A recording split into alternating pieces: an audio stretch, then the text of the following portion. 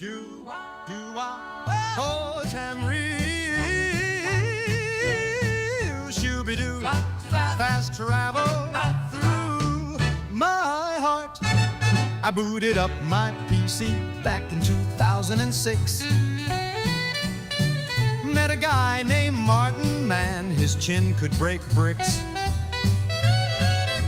Dedrick gates were open and I saved Kvatch that night. But these days, Todd Howard can't script a game right.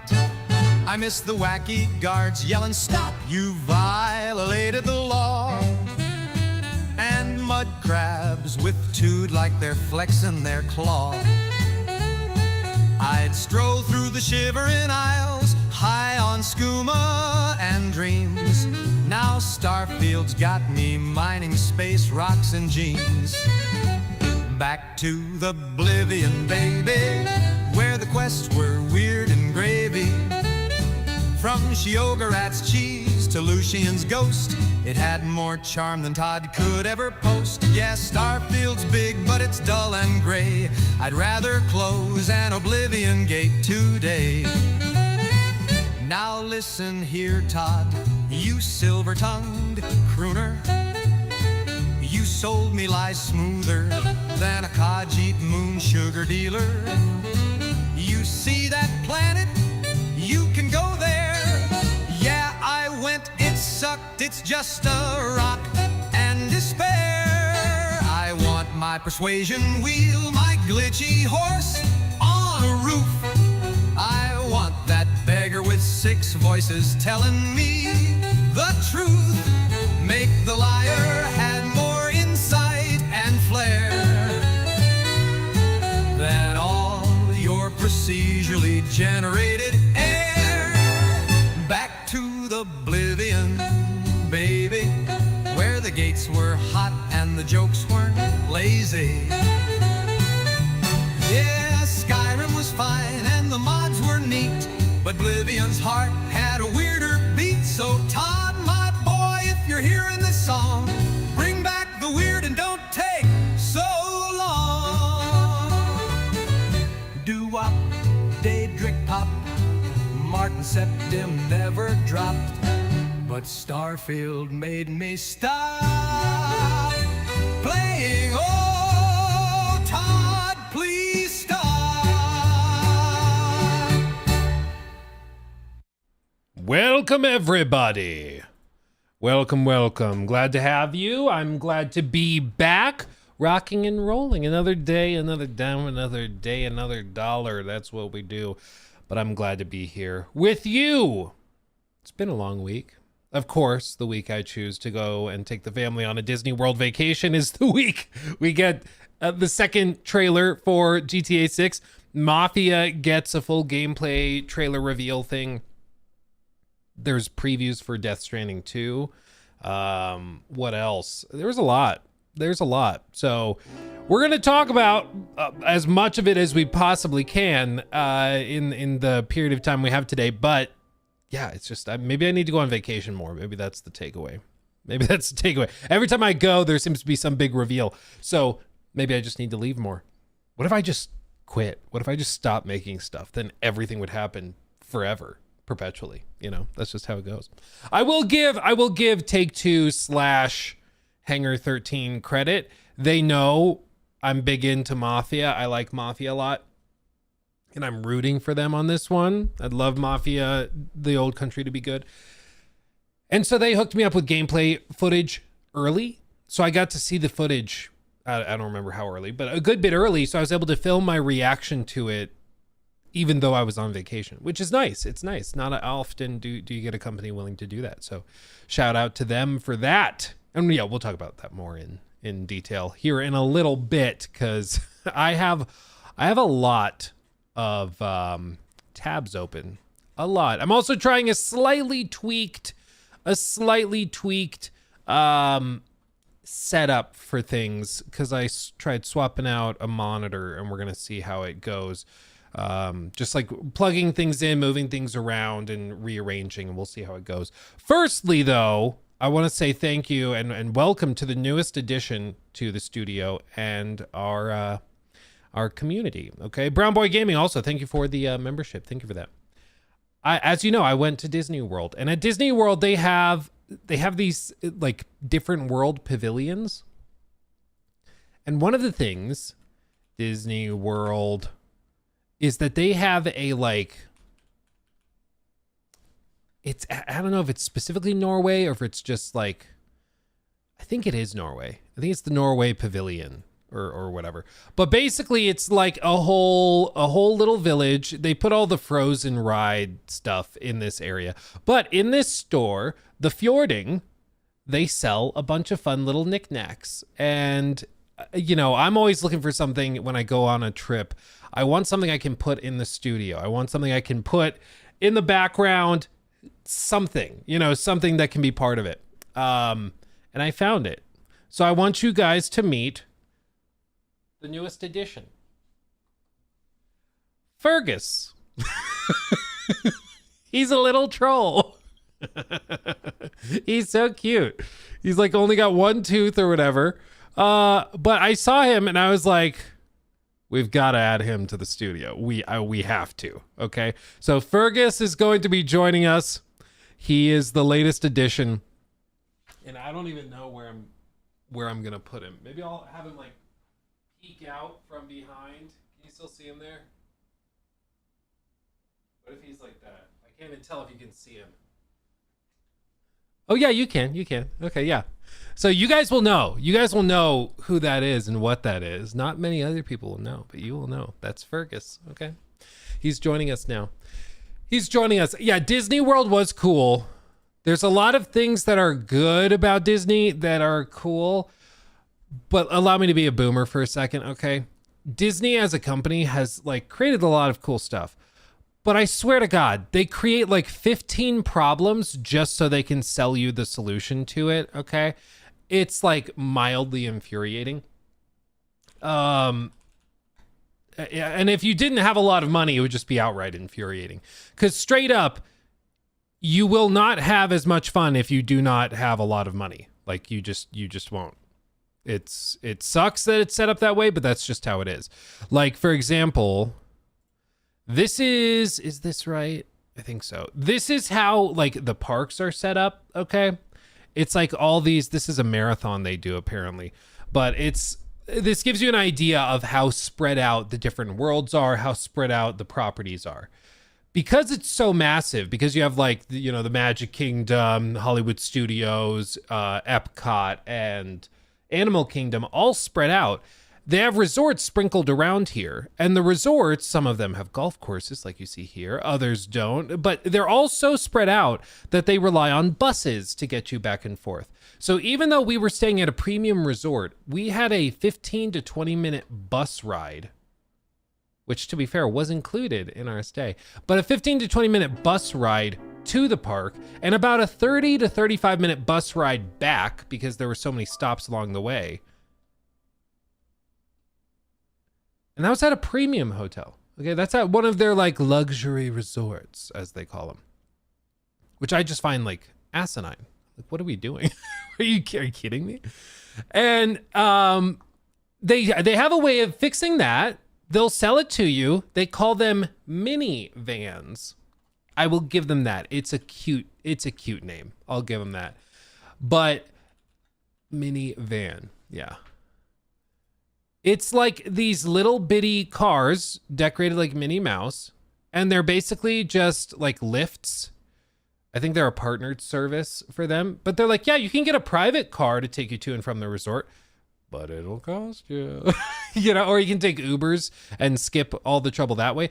But like, it's just every step of the way. The whole park is kind of like that. You want to go on the big cool ride? You can get a lightning lane to skip the 3 to 5 hour wait, which each one of those is going to be like 30, 40, 50. It changes based on the day and how busy they are. It's going to be for a party of like 4 people, $100, $150, $200 for you guys to go on this ride without having to wait for 5 hours. And they'll sell like the premium passes, but those are like $300 and they only work on certain rides. And it's just like, what are we doing? What are we doing? And it sucks because part of it is so cool. Like there's so many cool things, and it's like they know that it's cool, which is why they can milk you dry every step of the way. And it's frustrating. It's damn frustrating. It told me though, take this as my one piece of advice. If you ever go to Disney World, stay at, where is it? Wrong tab. Beach. It's called the Beach Club. Yeah, it's this. There's two versions of it. It's the ones with the big white building that you can kind of see in the background here. Maybe the website will just show it. But stay here because this is close enough to Epcot. You can see the ball there. You can just walk from the resort to the park. You don't have to hop on like their little boat service that takes 15 minutes. You don't have to go on a bus that takes 30 minutes. You can just go. And it's awesome. Okay, so stay here. But anybody who knows Disney knows that, which is why this, I am not joking, is already booked out through the end of the year. Except for like the tiny like little rooms they cram in closets and stuff. But it's because everybody knows that this is how you do it. The other resorts, yeah, you'll spend thousands and then you'll still need a 30-minute bus ride to and from. And even then, the one night, like we had little kids with us. We had my sons, toddlers, okay? We watched the fireworks. Well, technically we did Fantasmic. And Fantasmic is like that Mickey Mouse show where he does like magic and all the effects go off. And we watched it. It was really cool. It was awesome. And then as we head out of the park, it's like, whatever, 9:15, 9:30 at that point. Florida time, which for us felt like, 7:30, but still. And we get to the bus stop, the bus depot outside the park, and we just stood around and waited for a solid 35 minutes until the bus showed up. And when the bus showed up, the lady hops out and they have to get the people on the scooters, loaded up. And each scooter, like person driving the scooter, each one of those takes up 3 seats because they have to fold them up. So half the bus is already gone by the time they start loading it in. We got very lucky. We were at the threshold before they cut it off. And then they have to stop at every single stop. They were like, I think we were the number 6 stop. Again, this is a premium resort. Okay, this is the premium thing. So by the time we left the park to the time we actually got back to our hotel, it was like an hour and a half.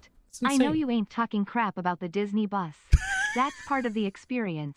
If you aren't waiting 2 hours after the park closed to get in the bus, you didn't go to Disney. I know. Freaking millennial. I know, Caleb. I'm sorry. Thank you for the 10. Yeah, it's maybe that with that 10 I can afford an Uber next time. It was just, again, as a person who loves business, I appreciated that it was just pure capitalism in its purest form, injected straight into my veins. If I invested in Disney, I'm sure I'd be very happy and thrilled with how they did it. But my God, it just felt like every step of the way they were coming up with ways to make it just inconvenient enough that you consider spending more money to get the better thing. And I hate that. They could have doubled the buses. I've gone to, we go to Universal all the time because Nikki and I love Universal. And we've never had this problem. They usually do like the boat system where they have you hop on a boat and then they drive you in the boat to the park. It's only like 5-minute boat ride or a 10-minute walk. It's much closer, but still they load up so many boats that the second one leaves, another one shows up because they just have enough that you never are waiting around for one. Because they're like you're at a luxury resort. We're gonna treat you like you're at a luxury resort. But instead, like at Disney, they're just like, no, if we put too many buses, you wouldn't be incentivized to go and spend more money at the nicer resort that's closer. Or, a separate car service or whatever. It's just, that's just a little example of a ton of different things at the park that are just frustrating. Some of the rides were really good. The Guardians of the Galaxy ride, I swear to God, so good. That's almost worth a vacation in and of itself, the new Guardians of the Galaxy ride.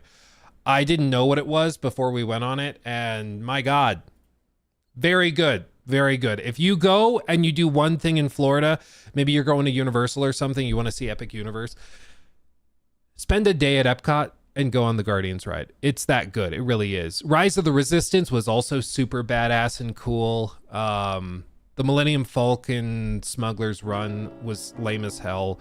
The Avatar stuff was all lame as hell. But yeah, the kids loved it. That's probably the biggest thing, is that the toddlers loved it because they got to go on a safari. They got to go and ride a bunch of rides, which they normally wouldn't be able to do at a place like, Universal. So it was really, really, really cool. I only been to Disney once. Felt like I was surrounded by Walmart walruses. So one of the things, thank you, Mr. CO Kill. That's very generous. 5 gifted memberships, my goodness. And Turbo Scoop subbed with Prime, and Jim Jam Flim Flam also subbed. What watches you been rocking lately? Mainly my Seikos. They are good, they're sturdy, and they are not valuable enough for me to be worried about wearing them out and about, Like if you wear a $300 watch and it gets a little scuffed, it's not going to devastate you. You wear that's the other thing. Okay. Disney, everybody knows it's expensive. I saw more Patek Philippe watches at Disney World and Epcot than I've probably ever seen. And I used to sell apartment buildings to multimillionaires, and I know a couple of billionaires, and I've never seen so many Patek Philippe watches. These are like those $200,000, $300,000, $400,000, $500,000 watches. Like that's the type of people that are going and can afford to stay at Disney World and do the thing. And it's a little sad that that's where they are now, because Walt Disney was all about like accessibility, making it available to families, and now it's just like so freaking expensive. You can't. But yeah, I saw more than 5 Patek Philippe watches. It was crazy. One guy, he was younger. He was like, I couldn't have been over 30. And yeah, he had one, and I only ever saw him when we walked by the German pavilion, like by the beer garden. I don't know why he was only hanging out over there, but that's the only place I saw him. We walked back and forth a couple times because we were going to different places, and I saw him there both times. It was weird. Anyway, yeah, it was, what else was I saying? One of the big problems used to be at Disney that if you were in an accessibility cart, like one of those scooters that Cartman rides around in, if you were in one, they would let you skip to the front of the line with your party. So people would go have one of their party members in a scooter that they would run from outside the park. They'd ride it in, and they would just skip to the front of all of the lines. Like all of them.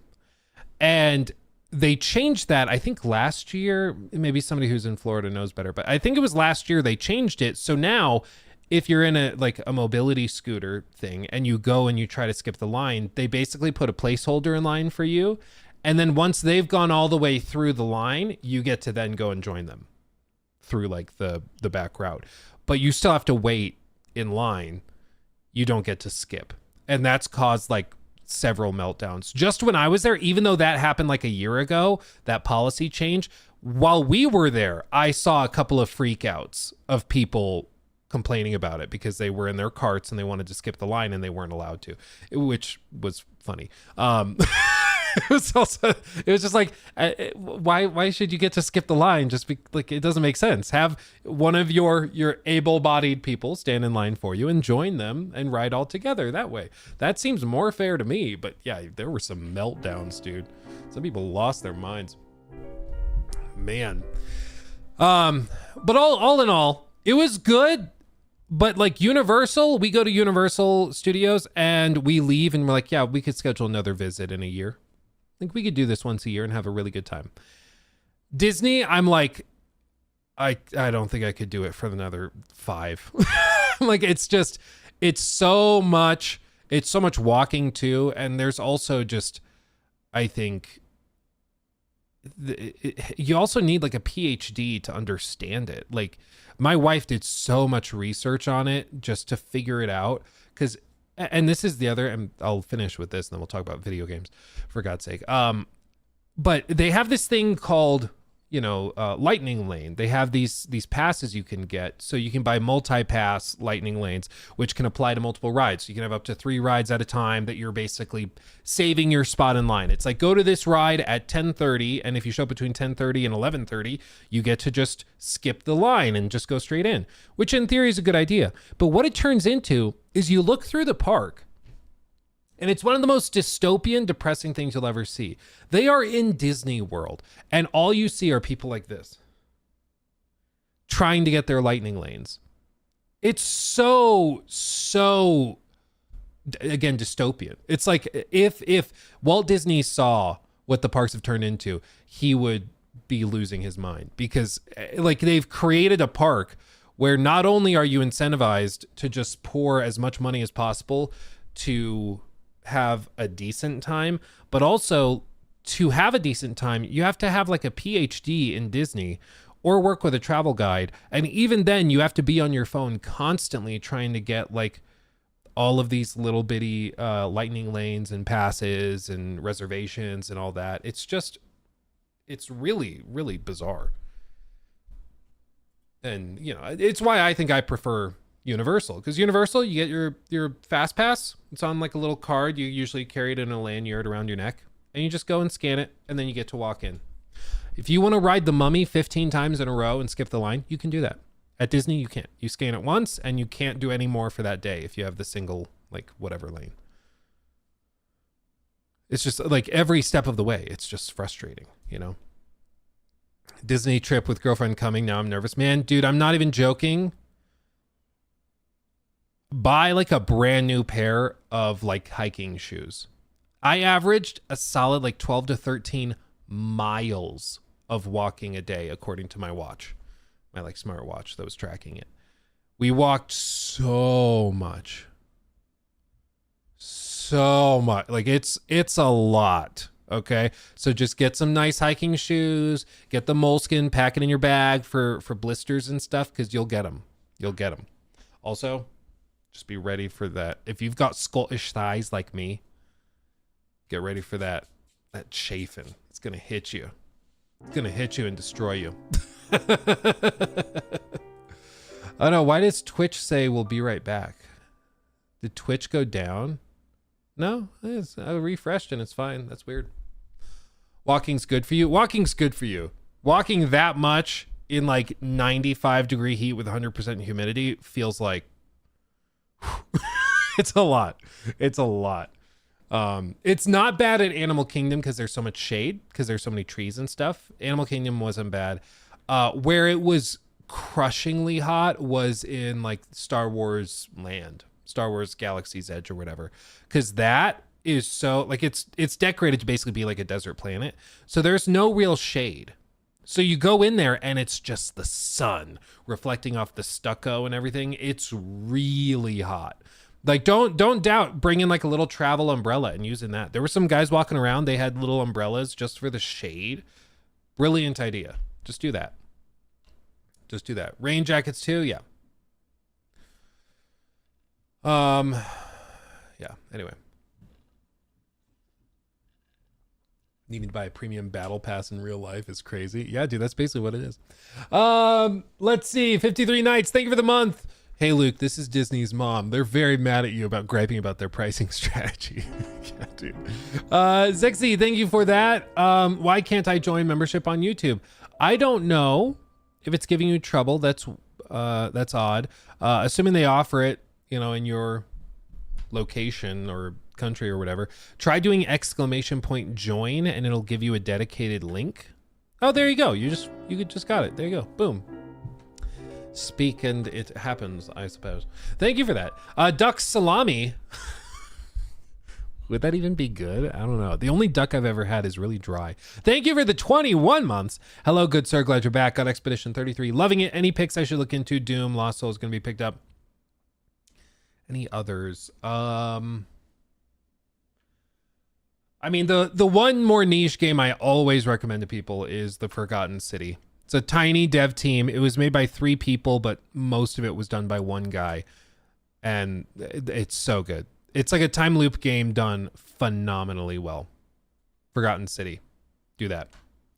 You're supporting a very ambitious small team, and yeah, it's very good. Very good. Let's see. And then Zexy, thank you also for the for that as well. Loxy, 12 months. Oh baby. That's insane. It's been a year. That's crazy. Does not feel like a year, but thank you, my friend Loxy. Thank you. OMG, it's Elijah resubbed with Prime. Can't wait to take my daughter to Disney one day. She's one right now, actually writing down all the advice. Side note, market's looking real nice today. Dude, I know. You know, one of the nice things, we tease about Robinhood all the time, but Robinhood has a 24-hour market, okay? This is not financial advice, everybody. Just have to get ahead of myself with that. But there are what are called leveraged financial assets, leveraged ETFs, leveraged financial instruments and things. And one of them goes by the name or the ticker symbol TQQQ. And it's basically just like a 3x weighted long,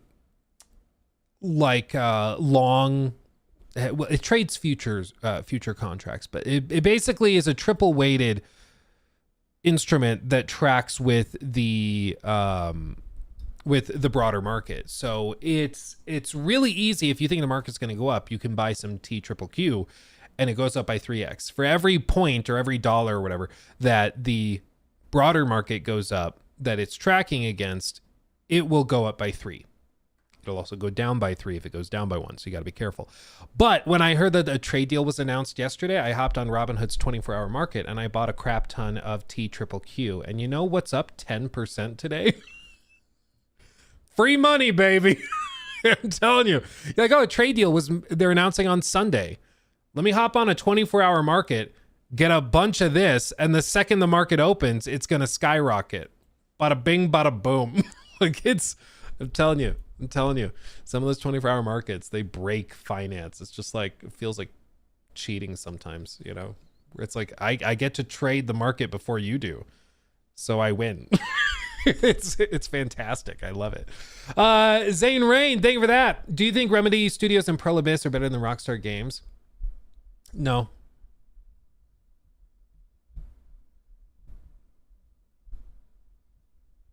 No. So yeah, maybe eventually, but you got to work up to it. You can't just start there. I mean, you don't get to just start there. I mean, Rockstar is going off of 20 years of reputation, and you know, Pearl Abyss could get there, but they're not there right now. Sota on Twitch, thank you for the sub with Prime as well. Thank you. That's fantastic. Thank you guys. Okay. Let's do this real quick. Shout out to Uncharted. Uncharted was 9 years old as of May 9th, I believe it was. And it's still insane that this game is almost a decade old. Like, if this game came out today, I think everybody would be like, wow, looks really good. This looks like it's running on the PlayStation 5 Pro. It's just wild. This game is from 2016. 2016. How insane is that? It also makes it all the more insane that Naughty Dog has basically done nothing for this entire generation except remasters and remakes, but still. Yeah, this whole sequence is just, it's crazy. It's also a masterclass in how you can make the player feel like they have a lot more freedom than they actually do. Like, really, all you're doing is weaving down a hill through like 2 streets with like that have some cross streets between them, but it feels like you're just weaving and winding through a city trying to escape from this massive car, when in reality it's much more linear than you would think. But it's done so well that they just funnel people down into the same path every time. It's really, really cool. It's fascinating. But yeah, Uncharted 4, man, 9 years old. Still looks phenomenal, plays really, really well. It's very impressive to me. Through and through, baby. It's insane. Speaking of insane, I figure we should talk about our first topic. Should we not? No, let's do it. We have to show Fergus how it's done. Our new troll addition to the studio. Full screen. Wrong button. New segment. I'm out of practice. I'm sorry. New segment. La la la. So we've all heard that like Oblivion has some performance issues and stuff. We even saw them when we played it on stream on launch day when they shadow dropped it. There were some weird graphical artifacts. There were weird like stutters and stuff, but we didn't have time to really sink our teeth into it. And that's one of the benefits, frankly, of just shadow dropping your game is in many ways you bypass a lot of the critical evaluation that normally happens. When you give games out for review, like you're giving journalists and reviewers and tech analysts time to sink their teeth into it and to figure out what's working and perhaps more importantly, what's not working, and then to communicate that to everybody. But when you shadow drop, you don't have to do any of that. You get to just put it out there. People download it because they're excited. And by the time people realize it's got performance issues, it's kind of too late. They already bought it. They started playing it, you know, you're good to go. But one of the more interesting things is that, you know, with this Oblivion remaster, they've retained a lot of the soul of Oblivion, but also a lot of the bugs, a lot of the things that used to work with OG Oblivion, in fact, all of them, as far as I'm aware, still work here. And it's because they basically just took the creation engine, or I guess it was Gamebryo at that time, but they took that engine and they put it under the hood of the creation or of the Unreal Engine, and then they let the Unreal Engine look all pretty, and it's basically the shell of the car. It's all the pretty stuff. It handles presentation, but the engine inside is still creation / Gamebryo. It's still that game at its core. And that means that some of the fun bugs and stuff that you used to see in the original game are still there, you know, which some people find funny. And, you know, even down to like the dialogue being the same. That old like viral clip of the voice actress who said the line wrong and then asked to redo it and then said it again the right way. They kept the entire take with the mistake in it as well in the game, and it's still there even now. But it also means that some of the more severe problems of Oblivion remain. And if you don't know what used to happen, I found a post from 17 years ago that explains one of the problems that has also seemingly made its way into the Oblivion remaster. This is a post on Game FAQs, Game Facts, and this was from Faye420, 17 years ago. This was posted April 26th, 2008 at 8 a.m. and 30 seconds in the morning. Okay. So one of my buddies got a PS3 about a week ago and got COD 4 and Oblivion. And I have to say, I was amazed at how unsmooth Oblivion looked on the PS3. I got it on PC running at a consistent 60 frames. It makes the PS3 version look like a joke. My question is, why did the developers release a console game that didn't run smoothly? They could have turned down the graphics a bit. I was laughing like hell when he went into a heated battle at an Oblivion gate. It seriously looked about 15 to 25 frames per second, which in my opinion is unplayable. The multiple slowdowns he runs into affects how he does in the game. That creates problems. So has anyone else compared the graphics and performance in the two versions? And then throughout the rest of the forum posts, they start to analyze it and discuss it. But one of the things here, deleting the system data from the PS3 HDD, not your game saves, will make it run smoother too. Yes, that's a good idea. There's a bunch of little tidbits in here about it, but one of the interesting things about old Bethesda games is that they had a problem where the longer you played them, the worse they would run. And it was especially a problem on the PlayStation 3 side of things. This even affected Skyrim pretty badly on the PlayStation 3 in 2011. And my understanding of what this is that basically it was a memory leak issue, and there was a problem with how the game juggled the data it was constantly dealing with, and so it just kind of shoved bits and pieces off in various places until eventually it clogged up the whole thing. And guess what's still in the game today? Also the amount of saves. Yeah, the amount of saves and the size of the save file would affect it. Yeah, there were a few things. But guess what's still there?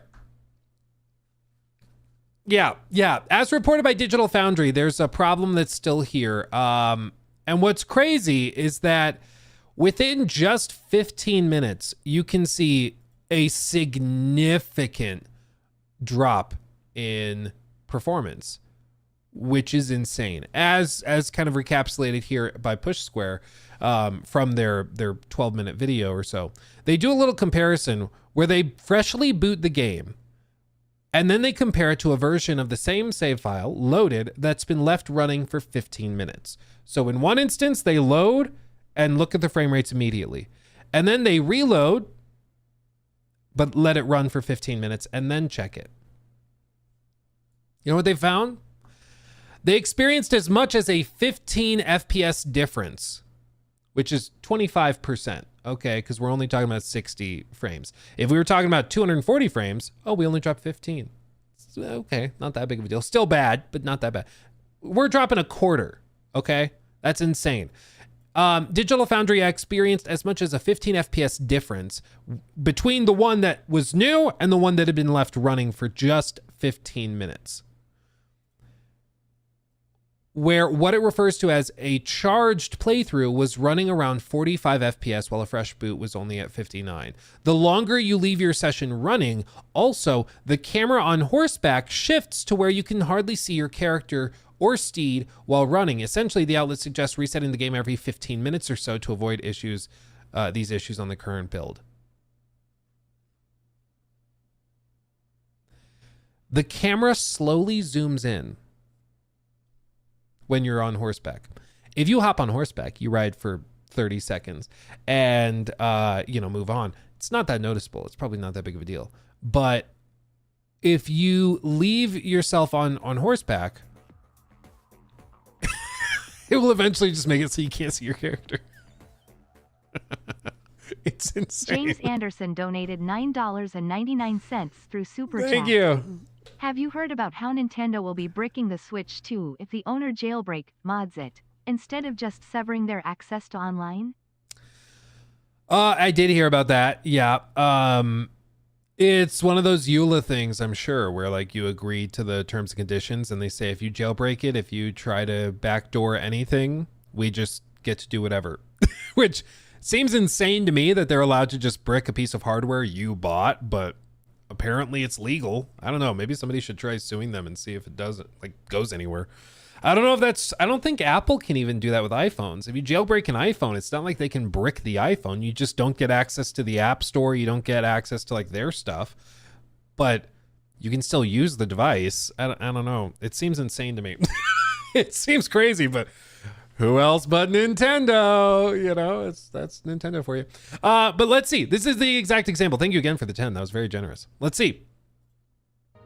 Performance testing is where we face the game's most glaring problems. Before we kick off, it's worth stressing that console frame rates are affected by many factors, like the variable weather, dynamic time of day, NPC and enemy positions, and so on, all of which are out of our control for exact tests. Surprisingly, and on top of that, 60 FPS performance also degrades with continuous playtime on PS5 and Xbox. For example, a completely fresh boot of the game, that is, closing the software, reopening it, and loading a save for the first time, will give you an often significantly higher frame rate when compared to a playthrough that's been running for 15 minutes or more.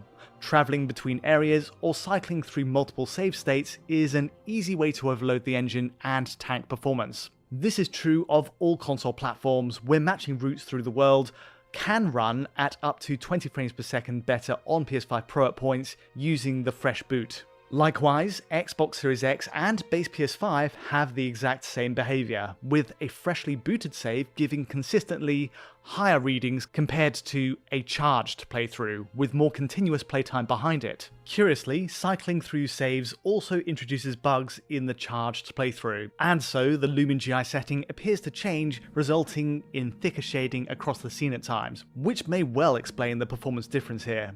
And secondly, you may have noticed, it also leads to the camera position being too high while riding on horseback. Look how different it is, dude. If you ride your horse for too long, you just don't get to see your horse anymore. Look how much it's cropped, dude. That's unbelievable.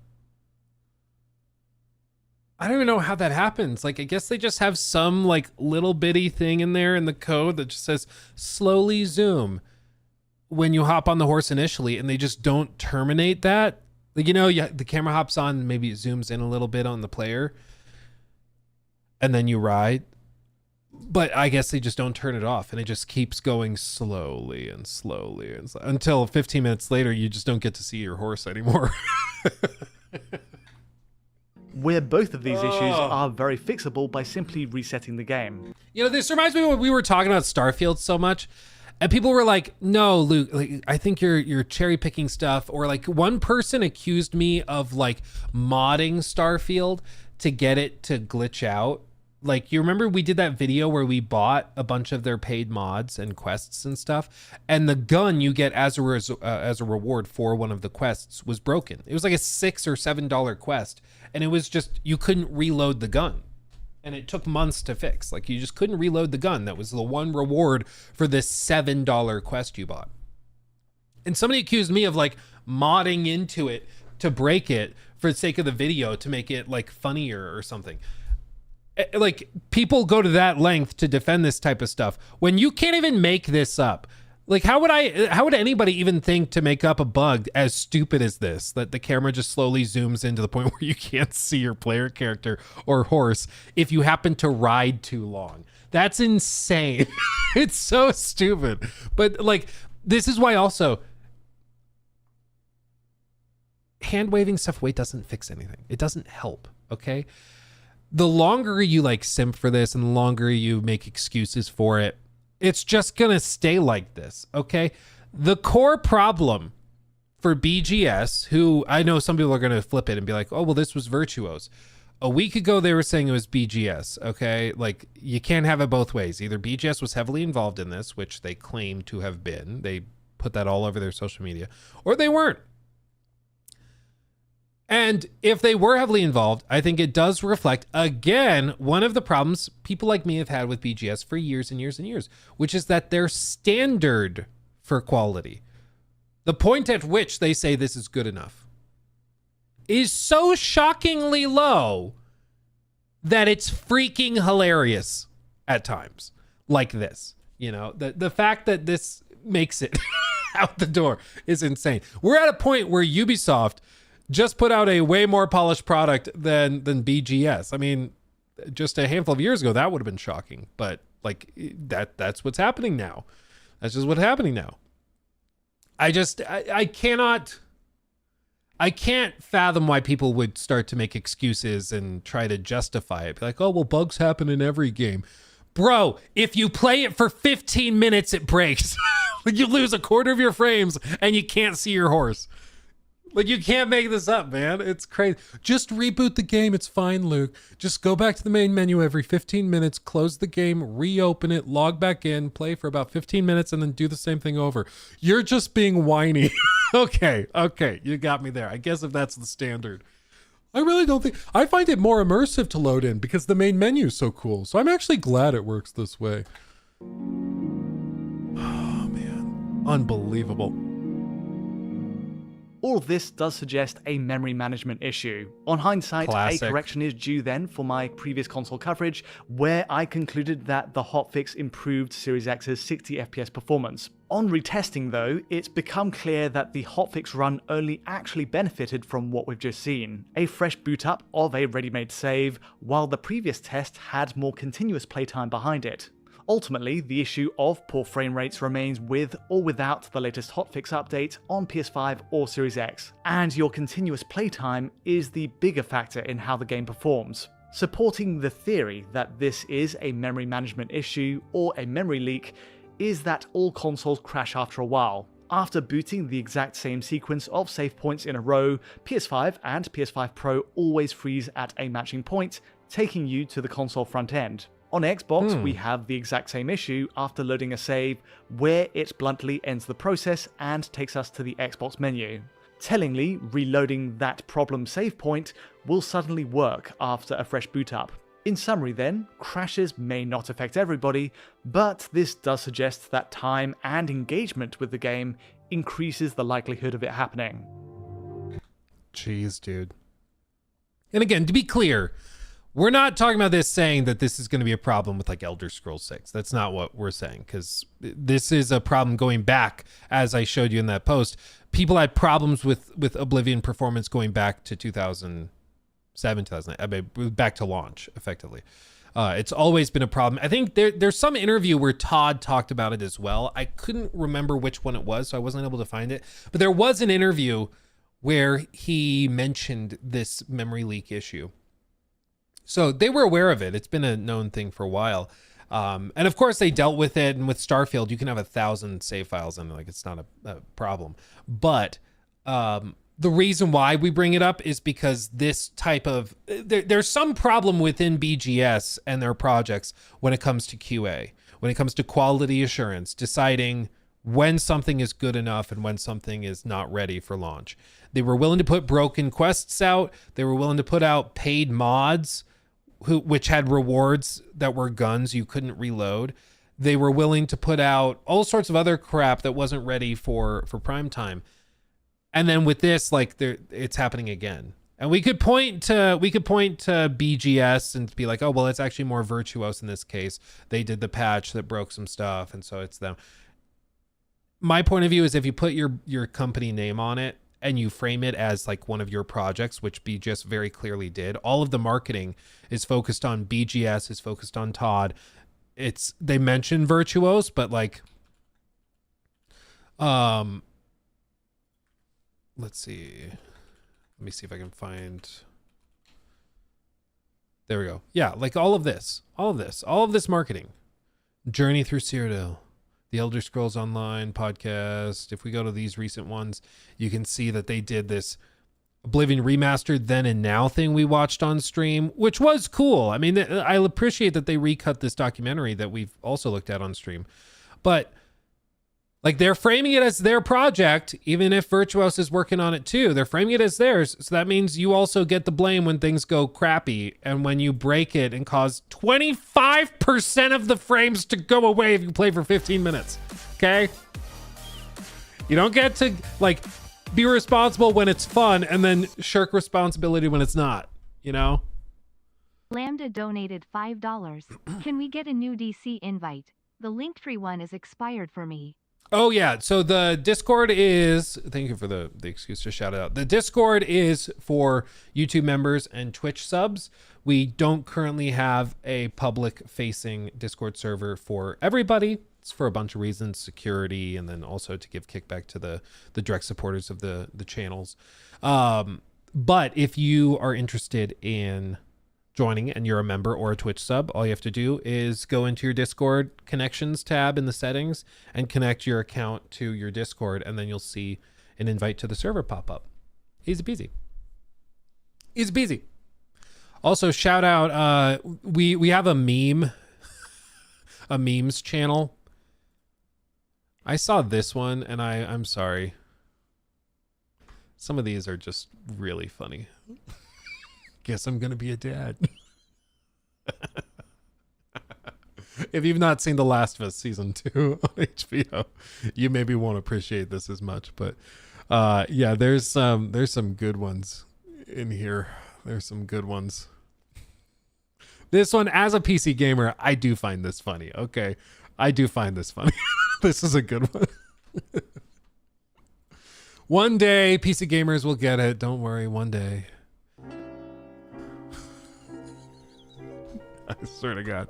Yeah. If you're not a member yet, get in there. It's a good time. It's a good time. Okay. Yeah. And I apologize, guys, that I was not present too much this past week while we were on vacation. I was kind of like, I have to disconnect. I haven't disconnected. So I didn't talk about it too much, but let's see. Jimothy, 12 months, ooh baby, our 1 year anniversary. Did you remember to get me those flowers? All hail Fergus the Wise. Yes, all hail Fergus. I wonder when we should bring him out. Maybe for Fable. Maybe when we talk about Fable a lot, we'll bring out Fergus and he'll be like our Todd Howard cutout. He'll sit on the desk and give us wisdom while we talking about Fable. That could be good. That could be really good. I'll think about it. That would be good. That'd be good. That's fine. You were stuck in a lightning lane. Yeah, I thought this meant I got to skip the line. No, you just get to skip most of the line. Okay, we got to talk about this now. News segment. Sorry, Jacob. I don't know how tightly that tied it up. Maybe a quick outro for Jacob to cut that clip. What was I saying? So anyway, we'll see how the cookie crumbles with all this. But again, my one big push for BGS, whoever's in charge of your QA, I'm sure they're very nice people. I'm sure they're fun. I'm sure they have great personalities. But for the love of God, no other company has had such consistent issues with quality assurance to customers. And again, whether you believe that it is a problem or not, the perception is that it's laughably bad. So you got to deal with it. I think with Starfield, they did great because they had Microsoft engineers helping them, and that worked. Starfield was actually quite polished by Bethesda standards. It was quite polished, and I'll give them that. But after Microsoft took their engineers back, the same old stuff started happening again. And even now, like, I don't think they ever fixed the next-gen update for Fallout 4. I don't think they ever fixed a bunch of those quests and broken things in Starfield. There's still a bunch of those exploits in the game. Like, there's just a ton of stuff that they've never gone back to fix because they don't seemingly care. Yeah, I want to reload my guns. Can you fix that, please?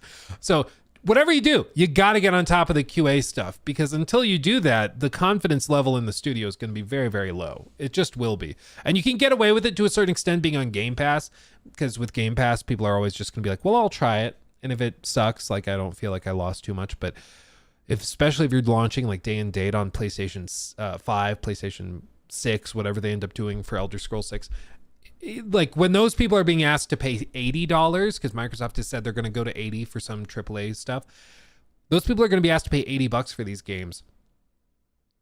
And if your stuff is constantly broken, that becomes a much tougher sell. So I would just, again, really, really encourage you guys to try.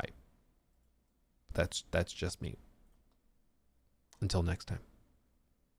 In a day, when we talk about Starfield next, I'm sure. Buckle up, guys. Are you interested in the Midnight Walk? It's beautiful. Yeah, I've been playing it on Steam Deck. Yeah, on the flight, actually. The flight back. I actually had it all loaded up, played a good bit of it. So, yeah, working through it. Still very early, though, to be fair. Okay. Taquito Paulindo, thank you for the sub over on Twitch as well. Thank you. Mr. Steel Yo Kill, thank you for the 5. Would you rather keep watching season 2 of The Last of Us or play the second game again? Hearing a lot of bad things about season 2. Probably play the game again. I just think that there's a lot of... I think Bella it plays Ellie in a much more, like, I don't know what the word would be, cavalier, kind of silly, quirky kind of way. And I think the best way to describe it, and I've seen other people describe it this way, which is why I think it's seemingly the consensus, is that in the game, when Joel dies, there is a switch that flips in Ellie. She's like, I'm going to kill you. And I will stop at nothing. I will kill you, and I will kill your friends and your family. That's what we're going to do. The switch flips, and she's good to go. In the show, it feels like they're building this arc for her to slowly devolve into this manic, crazy person who's just filled with hate and rage. And I'm not sure if that works as well. Because Ellie does some horrible stuff, through the story. And I think if you're trying to make it more understandable, it doesn't work as well. There's other things like, people have critiqued the casting where they're like, Caitlin, I think it's Caitlin Deaver, who plays Abby. Caitlin Deaver, like, could play a phenomenal season 2 Ellie, but Bella Ramsey doesn't come off as threatening, which is a thing. Like, typecasting is a thing. There are certain vibes that people have. One time in college, I was taking I think they called it professional actor prep class. It was like an elective in the arts. and I took it because it was fun. We got to do like plays and work on scenes and stuff for acting. It was a good time. But for one of those, our professor, a guy named Walt, super brilliant and very nice guy, went to Yale and all this stuff. Brilliant guy. He is good friends with, I'm blanking on her name, the casting director for AMC that did the casting for Breaking Bad, that did the casting for The Walking Dead. One of you guys will probably Google her and remember her name. Bialy? Sarah? I don't know, something like that. But we got to do a Zoom call with her and talk with her for like 2 hours and through a class. And we got to like hear how she goes and casts these shows. And she has like some ability to just look at somebody and know what they're able to come off as, like know what they play. So we were asking her, like, when you cast roles in Breaking Bad, when you cast, Jesse, Aaron Paul as Jesse, for example, like, how much time did that take you? She's like, oh, well, I looked at him and I had a good feeling on his screenshot. Then I saw a few seconds of his audition and I knew that he was going to be good. Because she just has the gut feel, like she just gets it. And so she went like through our class and looked at each one of us and was like picking out what roles we would basically be typecast as. And she was like, people complain about being typecast, but that's just the reality of the industry. Certain people give off a vibe. They just do. Certain people look like villains. Certain people look like heroes. Rarely you can find somebody that can do both. But often they have one vibe that they can pull off, And that's why you end up with somebody like Chris Pratt playing the sort of like charismatic bad boy hero that doesn't take things that seriously. He plays that in like every single movie he does. And he's tried some more serious stuff occasionally, but sometimes it works well, sometimes it doesn't. But typically they have a vibe they fit. And I think with Bella Ramsey, the vibe as like Ellie in season 1, perfect. Thought it worked really well. Manic, crazy serial killer Ellie, I don't see it quite yet. Maybe we'll get there, but as of right now, I'm not there. Sean Bean apparently looks like a corpse. Yeah. Google says Sharon Bialy. Yeah, Sharon Bialy. I was like Susan Bialy, Sarah Bialy, but Sharon Bialy. Yeah, that's right. Yeah. Very nice lady. Very, very nice lady. But there's a reason why she does what she does. And it's because she's got a stack of 1,000 headshots. Like she said, literally thousands typically she gets. But she's casting a show. She reads the scripts, talks to the director, understands what they want to do. And then she has to go through that stack like this and figure out who's worth calling for these roles. You have to have a pretty good feel for somebody's vibe, with that. It's not easy. What did you say you'd be typecast as? She said that I would typically be cast as like, I forget the exact words she used, but she was basically as like the character who exerts control. She said you would typically probably find yourself in roles where you might be like the bad guy or heavily conflicted and, you have a darker side to you. She's like, I'm not sure you would ever be that good of a fit in like a rom-com or something. She's not sure if that's your vibe. It was interesting. A cult leader. Yeah, you give the vibe of like a cult leader. Yeah. But that I also, at the time, I was clean shaven. So that could also affect it. You give off the vibe of a toddler, maybe a 7-year-old.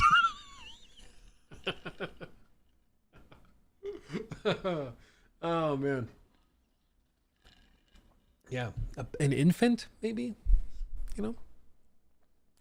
So you're a bad controlling person. Apparently that's the vibe that I gave off to her in that moment. Yeah. Yeah. Let's see. And let's see. It's really small on my screen. I think it's an alpha, or is it the... Hold on. Oh, it's a lambda. Okay. Lambda. Thank you for the membership, my friend. As a Scientologist, it's lambda. Thank you. Yeah, you give off the vibe of a Scientologist. Oh, there's a lot of Scientologists in Hollywood, by the way. You probably don't realize how many there are, but there's a lot more than you would think. So when you go to like LA, when you go to like talk to these people that work in entertainment, you kind of have to be careful because we joke about Scientology. There's more of them than you would think. Caleb donated $20 through Super Chat. Thank you, Caleb. This is Ellie's dad and she's really upset. I mean she totally didn't go on vacation and finger blast her brand new GF after finding out she's gonna be a dad to a kid whose dad is still around. I mean, she is a good dad. I mean, she totally didn't go on a vacation finger blast her new girlfriend. I mean, hey, you gotta celebrate. You found out you're gonna be a dad, and you gotta celebrate donated somehow. $10 through Super Chat. Hey Luke, been watching you since the Suicide Squad. Thank you. KTJL days. Love the videos. Do you hope the AC Black Flag remake would get rid of multiplayer? It would be easier to get the platinum trophy for PS5. Do I hope they get rid of it? No. I think it'd be cool if they brought it and had it in there. Do I think they'll have it? Probably not. I'm guessing they probably cut it out because that's just another thing that they have to work on. But I would like to see it still there. You know, I feel like if you're gonna do a remake, remaster, whatever, just bring it all forward. But I don't know. I'd like to see it. I'd like to, but we'll see. Thank you, Caleb. Again, thank you, DJ AA as well. Thank you. Those are very generous. And enough about fingers, guys, in the chat. Can't leave you guys alone for a second. Speaking of fingers, Django Nova subbed with Prime. Also, thank you. That wasn't the transition I was going to do. Speaking of fingers, let's talk about GTA and how it makes us feel. Okay. News segment. Well, everyone, while I was on vacation, of course, they dropped the trailer for the second trailer for Grand Theft Auto 6. And so, of course, we've got to talk about it in more detail now. Lucidique, thank you also for becoming a member. Join our Discord while you're at it. With that said, they dropped the trailer. I'm not going to play the audio because we'll get copyright struck into Oblivion. I'm also still scared about looking at the trailer on stream because Rockstar has traditionally struck trailers as well. But across the board with this, everything looks to have been improved. Like there is not a downgrade in the house. And there's been a lot of pixel peeping. There's been a lot of very careful zoom enhancements and things. For example, enhance. Does that look like a blimp to you? My camera's covering it. I'm so sorry. Oh, it's like... Oh, wait, I see what I got it. Okay. Oh, weird. Okay, this is one of the downsides of my setup as I've got it here. There it is. That's weird. Okay, I'm going to have to fix that. Anyway, there. Does that look like a blimp to you? It kind of does to me. I don't know. Are there blimps confirmed? The Goodyear blimp is in GTA 6? Wow. I don't know. Maybe not. What struck me, though, is like you can see... Look in here. Are those freaking like dolphins or something off in the corner? Like what is happening here? There's so much detail. The draw distance is crazy good. As far as you can see, there's tons of detail. There's NPCs walking around. There's cars driving around. It's wild. Okay, it's wild. Also, the models, not just for the humans, but also the cars, the details insane. Like they have the full muscle deformation tech that actually started on horses in Red Dead Redemption 2 is also working on people now too. So when people move and flex muscles, they're actually contracting and moving with them. Yeah, it's funny that it started with like, horses in the last game, but now they've brought it all the way forward. This little animation here with Jason walking inside, this is like the exact same transition they did in Red Dead 2, where Arthur would swing open the door and then the camera pauses on him and then you're in control. Like this is what the game's going to be like when you play it. They said that this trailer was in equal parts. It was in equal parts cinematics and gameplay. all captured on the PlayStation 5. This is not running on a 5090, which we all kind of assumed. They said that this is running on console, captured directly off console. They also said PS5. They did not say PS5 Pro. And we'll talk more about that in a minute, but like, this is just ridiculous. The level of fidelity is insane, and it's only going to get better because there are some downsides to what we're seeing here that we'll talk about. People have also brought up that, like, ooh, a second airport might be in the game, and there might be a second area. Ooh, look at that. Then the jet takes off. All these little shots. This was the bit that this is just such BDE right here. You can see the beer sloshing realistically in the bottles as he walks. It's absolutely ridiculous. They could have put the camera angle a little higher up, follow him at like shoulder height, not show the sloshing bottles, because it's a video game. It doesn't matter. Like, if the beer is sloshing or not, that's not going to be like, well, the game's phenomenal, but the beer doesn't slosh. 9 out of 10. Like, nobody's going to do that. This is just flexing. This is just like, sit down, everybody. Look what we can do. The little cat on the ATM here as well. Love to see it. The homeless guy begging for money right outside the door. That's funny. That's also very, very realistic to downtown Miami. Barbed wire. Dude, the lighting is just insane in this too. Now, this is one thing. This is marking also probably the next phase of game graphics and stuff, okay?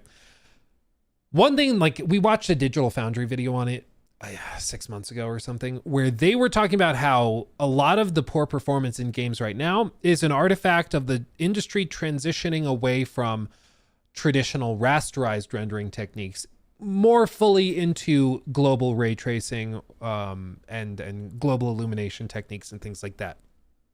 Which is why there's a bunch of games where you can't turn off ray tracing. It's like core to how the game functions. And they've already said that ray tracing is, or global illumination through ray tracing, is integral to how GTA 6 renders scenes. So my understanding is when this launches, even on PC, there will not be a toggle to turn off ray tracing. There will not be a toggle to do that and all of a sudden get an extra 100 frames. It is all tied to how the game functions. Like, all of the lighting is based on that. And I'm sure they're doing some baking stuff. You know, this, as you can see, just based on the lighting under the keyboard and stuff, this isn't like path tracing. It's running on a console, but you're not going to be able to just turn it off, you know, with performance mode or something, to be clear. And it leads to phenomenal graphical results, as we're seeing here, but it also has downsides as well, because it means that almost certainly this thing's going to be locked at 30. Okay. Anybody who's like, oh, 60 or bust, I'm going to be really interested to see if they stick to that with GTA 6 because it seems pretty solid. This is going to be a 30 FPS game and it's going to look phenomenal, but it's going to be 30. 60 on Pro. I don't know, man. I don't know. Brown Boy Gaming with the $10 Canadian super chat. I really think GTA 6 would be locked at 30 on base PS5, if not PS5 Pro. Glad I got the Pro, as I think it would be the best place to play it. A lot of players would get PS5 Pro just for GTA 6, in my opinion. I agree. A lot of people will. That's why if you're going to get one, get it before like that probably 3-month countdown, because yeah, it's going to be a gold rush. People just racing to get a console before this game comes out, once it becomes real and it's like, it's happening, it's locking in, it's releasing in May, let's do it. I'd say, you know, Christmas this year is going to be very good for the PS5 Pro, would be my guess. That being said, yeah, I think again, understanding that it's very heavily dependent on ray tracing for lighting, and the Rockstar games are always CPU bound. Like, they always are limited by the CPU on console. Those two factors mean that the PS5 Pro, with its like 10% increase in CPU clock speed, and it's not crazy it's not crazy improved with its ray tracing ability. I just don't see this thing getting anywhere close to 60 on console. I just don't see it. I don't see it. Maybe they find some magic, but I don't see it. I don't see it. It's possible they do like a 40 FPS VRR unlocked frame rate mode under performance. That could be possible. And maybe you get like 40 frames unlocked on the Pro. That could work. That could happen. I could see that. But like a locked 60? No, I don't think we see anything like that. Continuing on, they show some more little tidbits here. Lucia. So now this actually, people have started speculating over the story. Okay. There's no leaks or anything as far as I'm aware of the story. There's no clear understanding of what is going to happen or play out or what the characters' roles are and stuff. But one of the kind of leaks and rumors and things that have been going around is specifically that Jason is an undercover cop and he's going to betray Lucia. That's like the big plot twist in the game. I don't think that happens. Okay. Primary reason is because we see clips like this where you see Jason with a gun robbing banks and stuff and like shooting and killing people. And I don't know how many undercover cops get just like free ride to murder. I don't see that happening. So I agree. I think that's too predictable. What I can almost guarantee happens is that they are on, the big comparison is Bonnie and Clyde, right? That's the big comparison that everybody's brought up. And if you don't know Bonnie and Clyde, the story of Bonnie and Clyde. Let's see. Here. Come on, load. Load, damn you. Bonnie and Clyde were American outlaws who traveled through the central United States. Look at that. Wow. With their gang during the Great Depression. They traveled, they committed a series of criminal acts such as bank robberies, kidnappings, and murders between 1932 and 1934. They were known for their bank robberies and multiple murders, although they preferred to rob small stores and rural gas stations. What sweet guys. Their exploits captured the attention of American press and its readership during what is occasionally referred to as the Public Enemy era. Between 1931 and 1934, they were ambushed by police and shot dead in Bainville Parish, Louisiana. They are believed to have murdered at least 9 police officers and 4 civilians. And it was like this couple that traveled and robbed, stole, murdered, and all of that stuff. And this was their car at the end of it. They didn't make it. they did not make it. So the obvious thing is that the story ends with them both dying. They could do that. But I think what most likely happens is that there is a point in the story, kind of like in the end of GTA 5, where you're given the option. Jason can betray Lucia. And he can turn her in and then he goes off and he gets whatever deal. Or she can betray him. And go off, do whatever, and that's fine. Or you can refuse and you go down together. And maybe there's like a really tough route where you can both survive it. That would be my guess. I think they just go like that. I think it's predictable, but the Bonnie and Clyde comparisons have been made so often that I just think it's far and away the most likely outcome for all of this.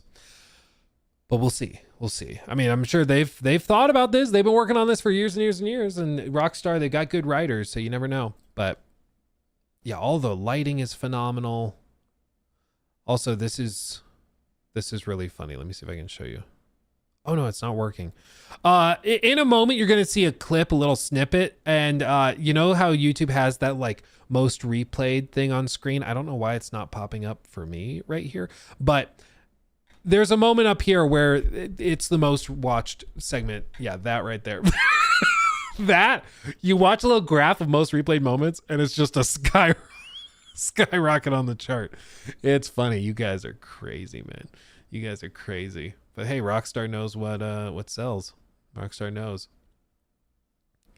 I hope you can buy a yacht. I've always wanted to own a yacht. I could never justify it in real life, but man, maybe in a game I could do it. Yeah, we get more looks at like the police, at some of the missions, drive by, whatever. Oh, baby. Explosions. This also, people have looked at this. And everybody just kind of assumed, oh, it must be Lucia like tackling someone. But this is her. So there's some other massively muscular Abby looking character that's tackling you in the landing gear section of a plane as it flies over the city. That's ridiculous. Like, it must be some mission, or like maybe this is the mission where you gain access to the parachute for the first time. There's like, you know, the one story moment where you get the parachute unlocked for the first time, and maybe this is it where you bring it with you and then you both get flung out of the plane and you have the parachute after all. It's really crazy. Caleb donated $10 through Super Chat. Mommy? $10 just to say mommy. I respect it. I respect it. I respect the hustle. Whose mommy was it? All of ours. All of ours. Yeah. You can't think so myopically. You got to open your mind. Okay. But perhaps for this, what I'm interested in, this shows that there's interiors to planes as part of missions. Okay. So are there interiors to the planes outside of missions? Meaning, can I like go and pull a DB Cooper, you know, load up into a 747 and then jump out the back or something, or out of the landing gear? That'd be cool. It'd be cool. Time will tell. Time will tell. Yeah, the selfie, they have a bunch of shots kind of like this where they show characters with their phones like taking selfies and stuff. So people think there's going to be a whole social media app component to the game. I don't know about that. We'll see. Yeah, you see people taking pictures in front of fancy cars. Of course, the strip clubs, you got to have that. Also this, like, you can see the reflection of the screen in the glass. That's something you do not get with rasterized lighting. You can't just turn that off, okay? It's outrageous that they're running that on console, but they've found a way somehow. And seriously, every bit of this is just flexing. Look at the light reflecting in and filtering through the glass. Through the top of the glass. They didn't have to have beer bottles on the table here. Again, they're doing this just to flex, man.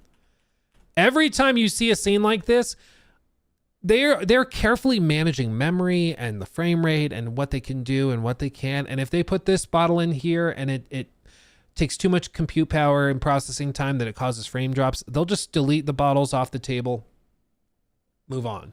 It's not a big deal because you wouldn't care if there were beer bottles here. This scene would look great. This shot would look great even without beer bottles, but they put them there because they can. Because they want to show you that they can. Yeah, the birds walking in the background. It's all, like, every bit of this is crazy. People also think this is the first leak of the PlayStation 6. It might be. It might be. I'm honestly not sure, but I mean, it might be. But people are like, oh, they have an exclusive marketing deal. Maybe that's the PlayStation 6. I don't know. The controller's different. And also, like, why would they get exclusive access to it? I don't know.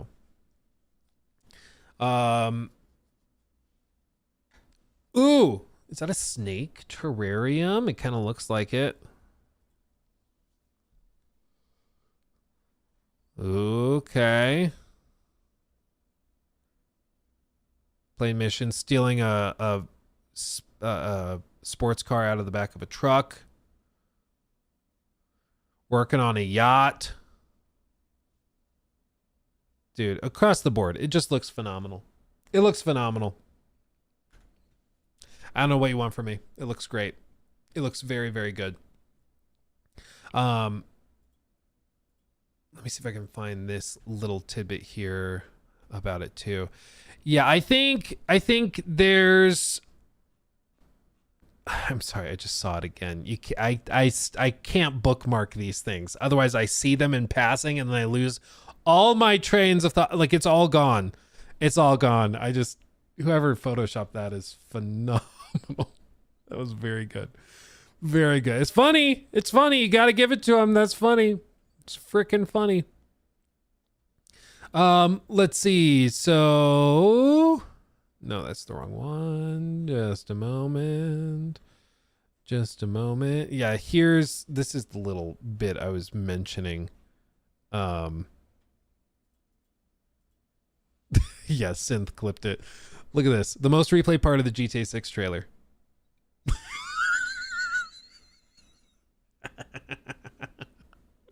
That's funny. That's funny. Right where you'd expect it to be. Yep. Of course. Okay, here we go. So this, people way smarter than me. Okay, talking about the tech stuff. Okay, Ben clipped this here. Digital Foundry reports on Grand Theft Auto 6 trailer number 2. The team does not believe the game will use 60 FPS performance mode. They said Rockstar cannot remove RTGI as it is now inherent to how the game functions. Removing ray traced reflections would also drastically alter the visual style. All signs point to Rockstar locking the game at 30 FPS only, which I also think is very likely. This next bit is perhaps the most interesting little bit, because we all agree those trailers look phenomenal, okay? And for the last 5 to 10 years, we've been conditioned to think that the key ingredient in quality is resolution and frame rate kind of mixed together. And maybe multiplied, where the more resolution you have mixed with frame rate, exponentially better. You know, it's that's how you get it. But what we've watched and what looks so good is running at 1152p with FSR 1. Most likely they're going to switch to FSR 2 or PSSR later. And at this point, it's heavily upscaled with noticeable issues with like hair rendering and artifacting in the hair and stuff like that, which is typically where FSR has problems. But they're going to update that later, almost certainly before launch, to one of the higher end upscaling solutions that are available on consoles. But to be clear, like the game is running at a pretty low resolution, which is wild. Okay. Assets also, of course, are being seen at their very, very best. It's possible during polishing phases, some of those, the asset quality will be dropped a little bit to maintain stability and things like that. It just is part of the polishing process. You never know. Cutscenes also feature a major lighting improvement over previous titles with per pixel RTGI solution, allowing fine details to stand out. RTGI is just ray traced global illumination, to be clear, just in case you weren't clear on that. Rasterized lighting is entirely absent in GTA 6. All lighting is handled through RTGI. Again, if you're hoping that there's like a performance mode where you just turn off ray tracing, no, it's not how they're doing it. Okay. The game is reliant on it. Like, you can't turn it off. Okay. Not all reflections are ray traced. In some cases, screen space reflections are used for performance reasons. Details on this: rivers and smaller bodies of water use ray traced reflections. Larger bodies use SSRs, like the ocean. The PS4 DualSense controller in Jason's home, as well as the dock scene with Lucia and Jason, likely uses SSR. Transparency reflections. Maybe I'm just totally wrong on that. Because if it's, I closed the trailer. That TV screen, if they're saying the TV screen reflecting onto the, I think it was a picture that was on the side or whatever it was, maybe that is screen space and they were able to do it either way. Either way, it looks phenomenal. If that is screen space, it looks fantastic for being screen space. So, I mean, total admittance, if I'm totally wrong about that, that's crazy. Looks very, very good. Looks way better than SSR usually looks.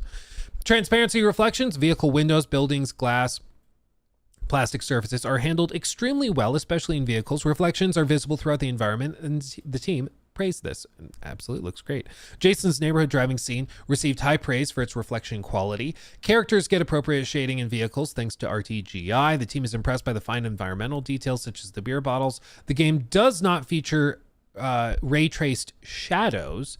Instead, it uses filtered shadow maps, similar to Red Dead Redemption 2. RT shadows could be introduced in the PS5 or the PC version or PS5 Pro potentially. The shadow quality is considered acceptable, which, yeah, I'd agree. Acceptable. I mean, I think it looks really, really good. But you know, it's also, could they be a little sharper? Sure. But I mean, I think, again, this is very acceptable. Very, very acceptable. I don't think anybody would have a problem with these shadows.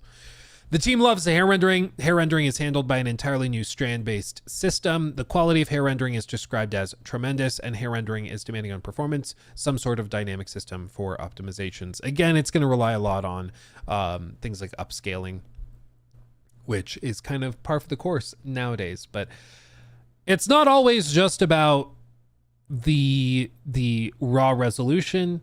It's about how you handle lighting. It's about how you handle the quality of the assets, shadows, all of that stuff is typically what's going to lead to the quality of the image being high.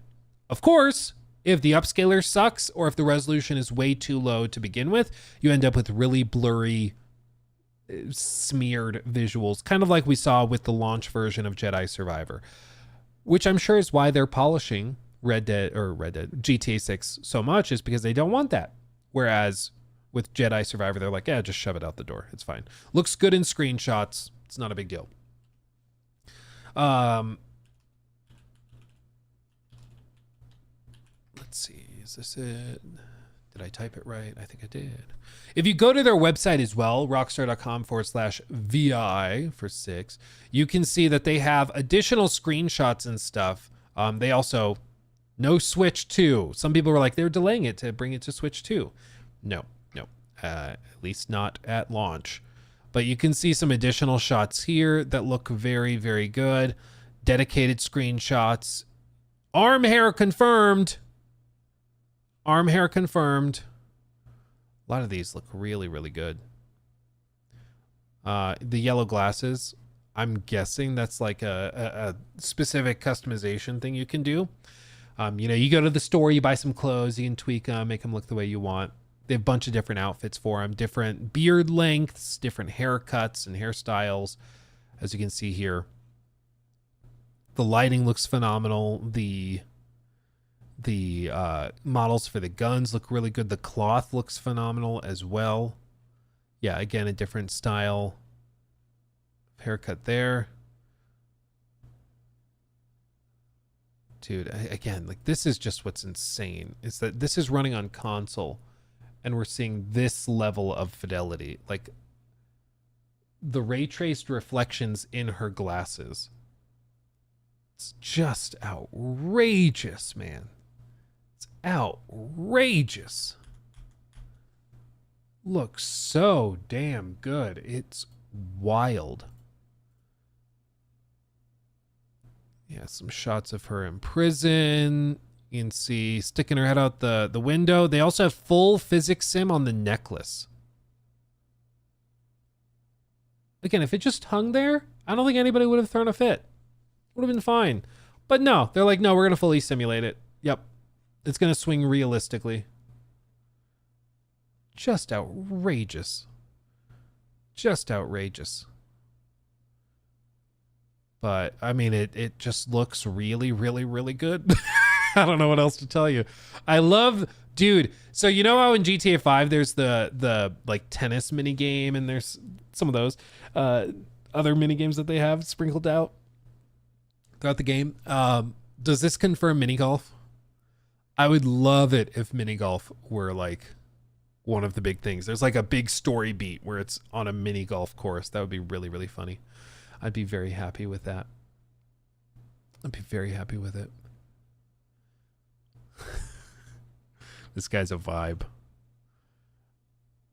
Dude, the yachts, all the boats. I don't know.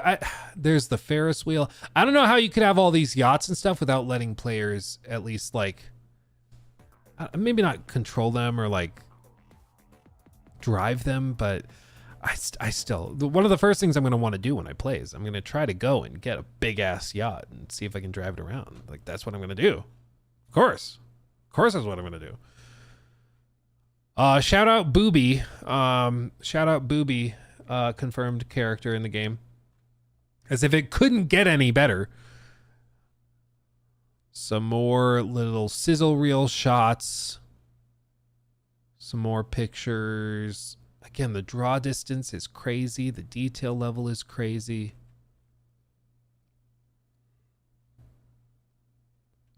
Like, it's hard to find something that doesn't look phenomenal. You know? That's probably the more impressive thing, is that, like, normally I'm pretty good at picking stuff apart and finding things to be like, oh, well, you see this is the downside. This is a problem here, and they got to fix that. They got to polish that. But everything just looks fantastic. Like, even when you're looking at the hair and the fur, you can't really spot any problems. Granted, this is cherry-picked to be like the best possible screenshot they could find. But this much fur on the coat and the curly hair, like, this is not easy to render at all and make it look good on console, especially with upscaling solutions, and they've managed to do it. Maybe this is like rendered at native resolution, but these shots, you can see like a little bit of the artifacting in the hair, just a little bit, but still it looks phenomenal even so. It just looks fantastic. Trains. Ooh.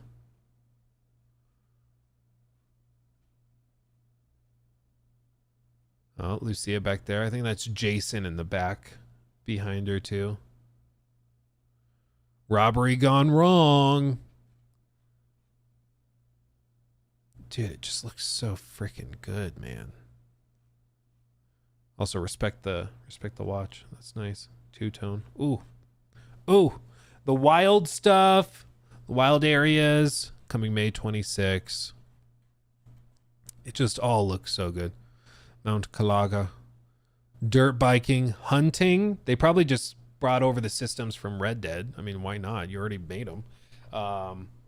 The helicopter bits, the wildlife sim. I mean, I'm guessing they probably just like brought over a lot of that hunting stuff they did for Red Dead, and they're just like, yeah, copy, paste in. So you just get GTA 6 and like a whole hunting side of the game too. Why not? Why not? So all that to say, I should go on vacation more often, because every time I do, they seem to drop tons of information on stuff. You know, it's a little insane, funnily enough, but not funny at all.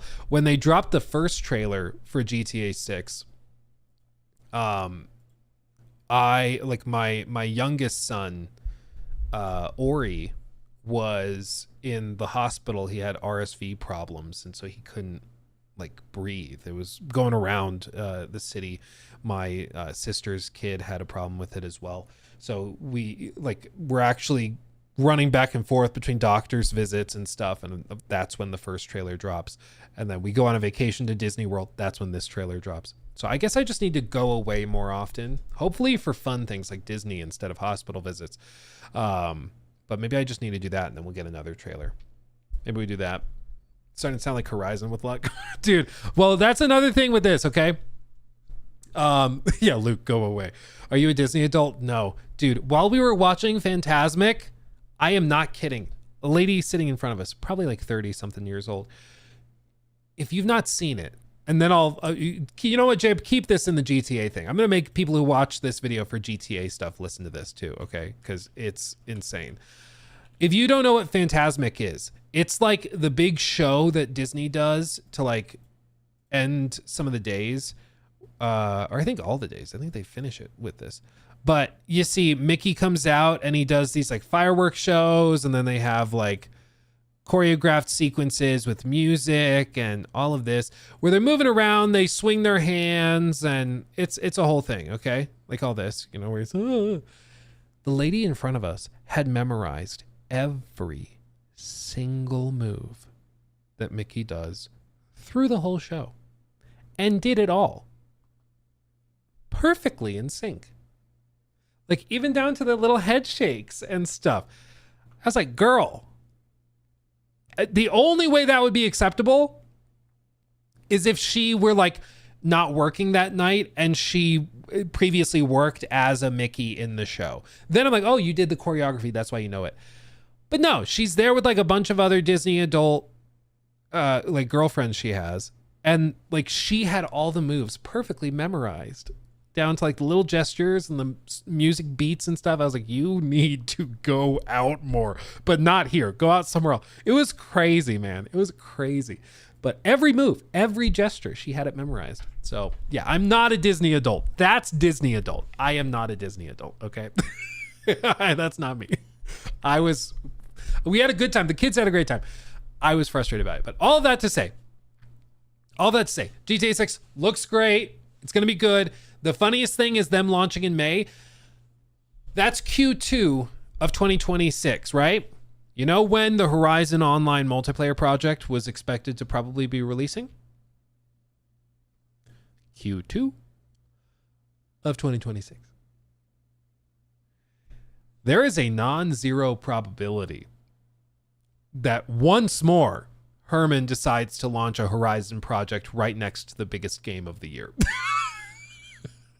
It's quite possible.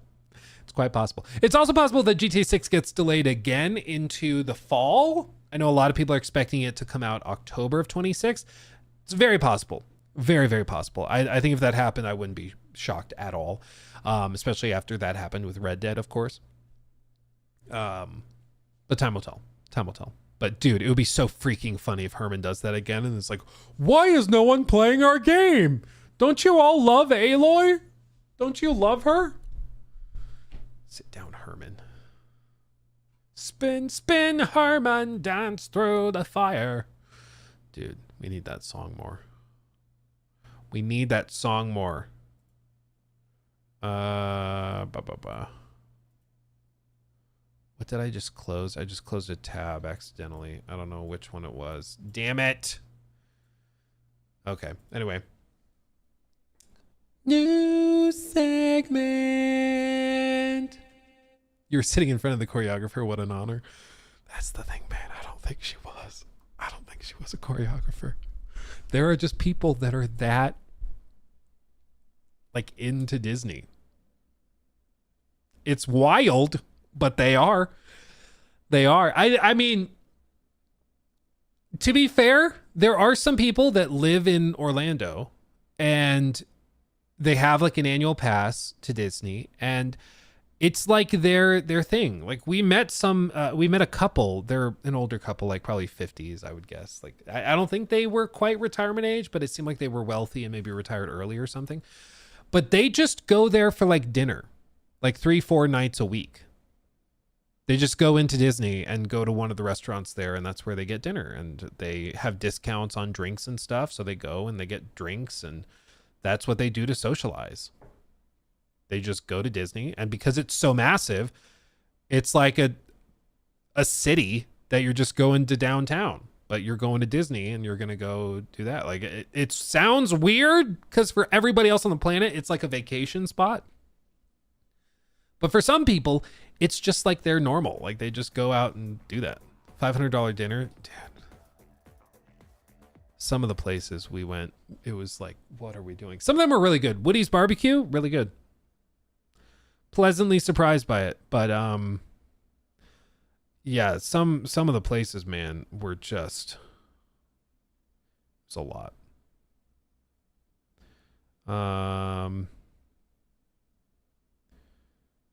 Dude, Colorado prepares for spring storm. Up to 50 inches of snow on Pikes Peak. 50 inches of snow is what they're expecting. That's ridiculous, man. 50 inches of snow. Unbelievable. Snow in May. Yeah, welcome to Colorado. Yeah, 50 inches of snow is what they're expecting on Pikes Peak. Yeah, that's ridiculous. Anyway,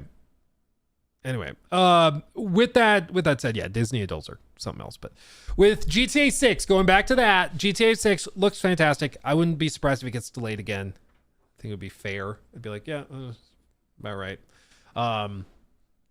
But yeah, it's there's a reason why it's the game everybody's scared of. It's because it looks phenomenal. So, yeah. Why would I go on a Disney vacation? When can I go to Greece? Oh, why would I go on a Disney vacation when I can go to Greece? Yeah, if you don't have toddlers, I don't think it makes sense. Or like elementary school kids, I don't think it makes sense. Don't go to Disney.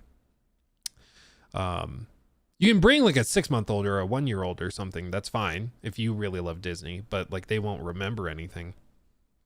But Disney is for like elementary school kids, I think mostly, and Disney adults. If you are a little bit older, I think you can have a lot more fun at like a Universal, but yeah. How's Legoland nowadays? Is Legoland even open? I don't even know, dude. I don't even know. Is that the Claire Obscura Expedition 33 Collector's Edition? Yes, the statue is actually right there. The statue's right there. We took it out. The box is just on the floor. I haven't cleaned it up yet. Screw that. I'm 32 and I've enjoyed going from 13 till now. Well, good. Good. I think if you're familiar with Disney, you can have a lot more fun with it. But, you know, being familiar with it helps a lot. I think that helps a lot. Redditless food. Thank you for the sub, my friend. Thank you. Thank you. Thank you. Thank you. Okay. Speaking of Park's thoughts on Epic Universe. I mean, I've not gone. I don't really know too much about it. I'm optimistic that it's going to be good, but I've heard that a lot of people that are going through previews right now, they're experiencing problems with the rides just constantly being broken down and issues like that. So we'll see. We'll see. We'll probably end up trying it in, I don't know, a year or something, once they kind of get their feet under you or under them. But I think that's what they got to do. They got to kind of lay the foundation. Okay. You know what I've got to talk about now? You know what I have to talk about now? News segment. Okay, I've told you guys for a long time, I love me some Mafia. I love me some Mafia. For the stories, for the vibes. You know, the gameplay has always left a good bit to be desired. But I love the stories of Mafia. I love the settings in which they place the games. And so even if they're not perfect games, far from it, I would say, they are right up my alley. I mean, in many ways, they're exactly the kind of thing I like. They've certainly struggled, though. Mafia 3 was like the big one, because that one was broken as hell. I think it was 2016. It was super broken. It was rushed out. And it also was built on this like open world thing that just was not that fun, highly repetitive, got super boring. And so even when they fixed the game and you could play it, it still wasn't that great. Even though I thought narratively there were some interesting things they were doing with it, it's just the gameplay was not great. And I think it was largely because you could tell that they were told you need to make an open world game. GTA is open world. That's what you're going to do. So do it. And it just didn't work. After that, there were layoffs at Hangar 13. There were restructurings. It wasn't clear if Hangar 13 was ever going to see the light of day again. It looked like they might be shut down and they just move on from Mafia, right? That's what a lot of us kind of were worried would happen. Thank you, Shadow Daddy, for becoming a member, by the way. Thank you. So a lot of us were worried about that, but then they did Mafia Definitive Edition, and Mafia Definitive Edition was a full from the ground up remake of the first game from like 2 decades before, and it was really, really good. And it, in my opinion, showed, okay, they still got it. They just have to be let out. Like they just have to be allowed to do what they are capable of. They have to have their talent unleashed, as it were. Don't force them to make an open world game if they don't want to. Don't force them to do this or that. Let them do what they want to do. Because when they did it with the Mafia remake and they took a lot of creative liberties there, it worked really well. And we recently got the announcement, of course, that Mafia, the Old Country, was coming. And we also got, as part of PAX East, a reveal of the gameplay trailer, which has been making the rounds. And I mean, the reaction has been very, very positive. Shout out to Hangar 13 and Take-Two for sending me the trailer a few days early so I could make a video on it since I was on vacation. I was like, I want to talk about it, but I'm going to be in a Disney park when the trailer drops. So Won't really be able to make I won't be streaming or anything. And so they gave me access to the trailer early, which was very, very nice of them. No sponsorship or anything. They just sent me the trailer and were like, don't talk about it till this time, which I appreciated. But they show some little bits of gameplay, some stealth sequences, some cutscenes and narrative stuff, just giving you a taste of probably what some of the levels are going to look like and what it's going to look like when you're moving through the environments and stuff. And the reaction, I think, has largely been very, very positive. Especially when you pair it with one of the other little interesting tidbits that was revealed as a part of this, okay? Skadoosh. Horseback. We have the racing sequences, all callbacks to previous Mafia things.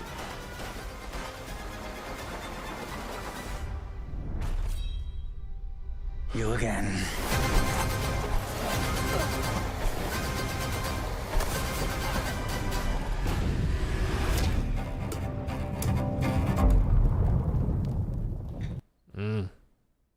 Looks good.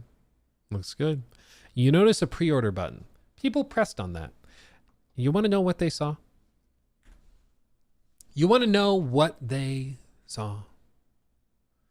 They saw something remarkable. Something stunning. Shocking, dare I say. They saw the game listed for $50. What? What? I didn't have this on my bingo card. I didn't. No, let's be honest. Let's be honest, okay? The $50 price point could indicate a few different things. It could mean the game is really, really short, which would be sad if it's only like 5 hours long for $50. Like that would be lame. Could mean it's really short. It could also mean that it's just tighter scope, which in this case I think is a good thing. The problem with Mafia historically has been that the stories are the strength, and then like everything else that they try to do just doesn't really come together. So they basically bite off more than they can chew.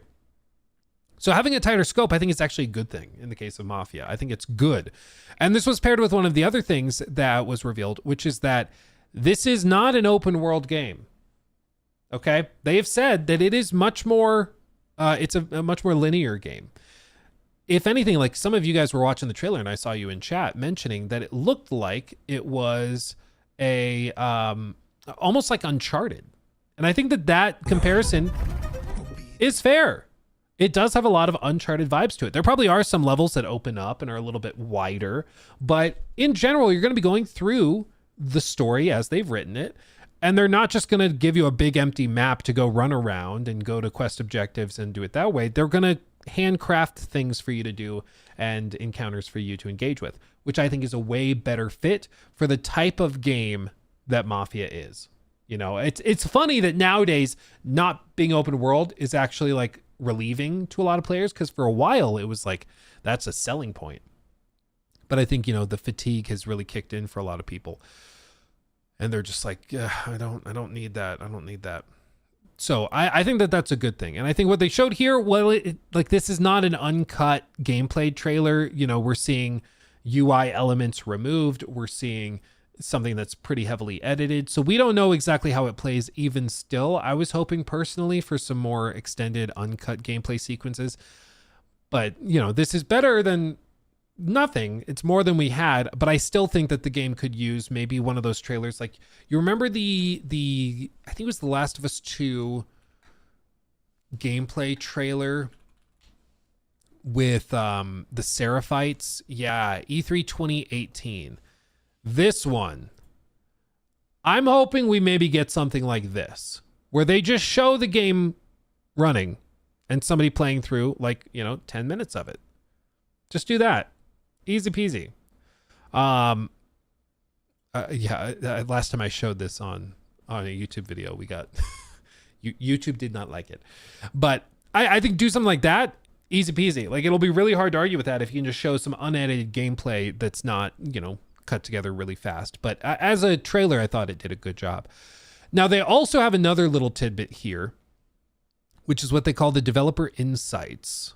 Developer insights. And let me show you this. It's pretty short, so we should be able to get through it very quickly, but it just gives you a little bit of an insight into the game.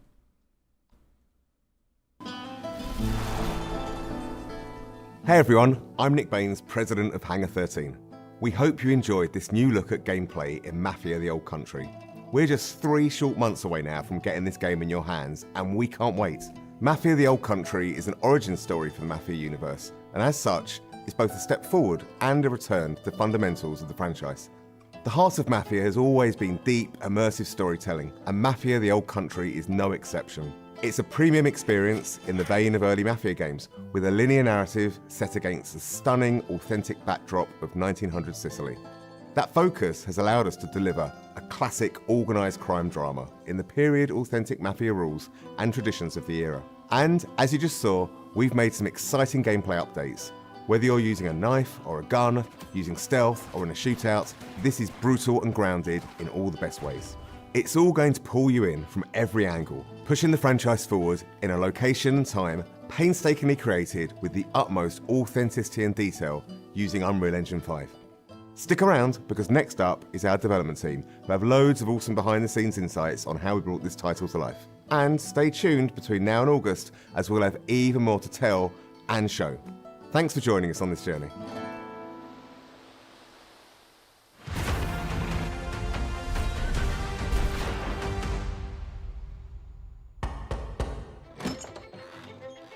Come in. Couple things. Some people, okay, people are saying bald. How dare you guys?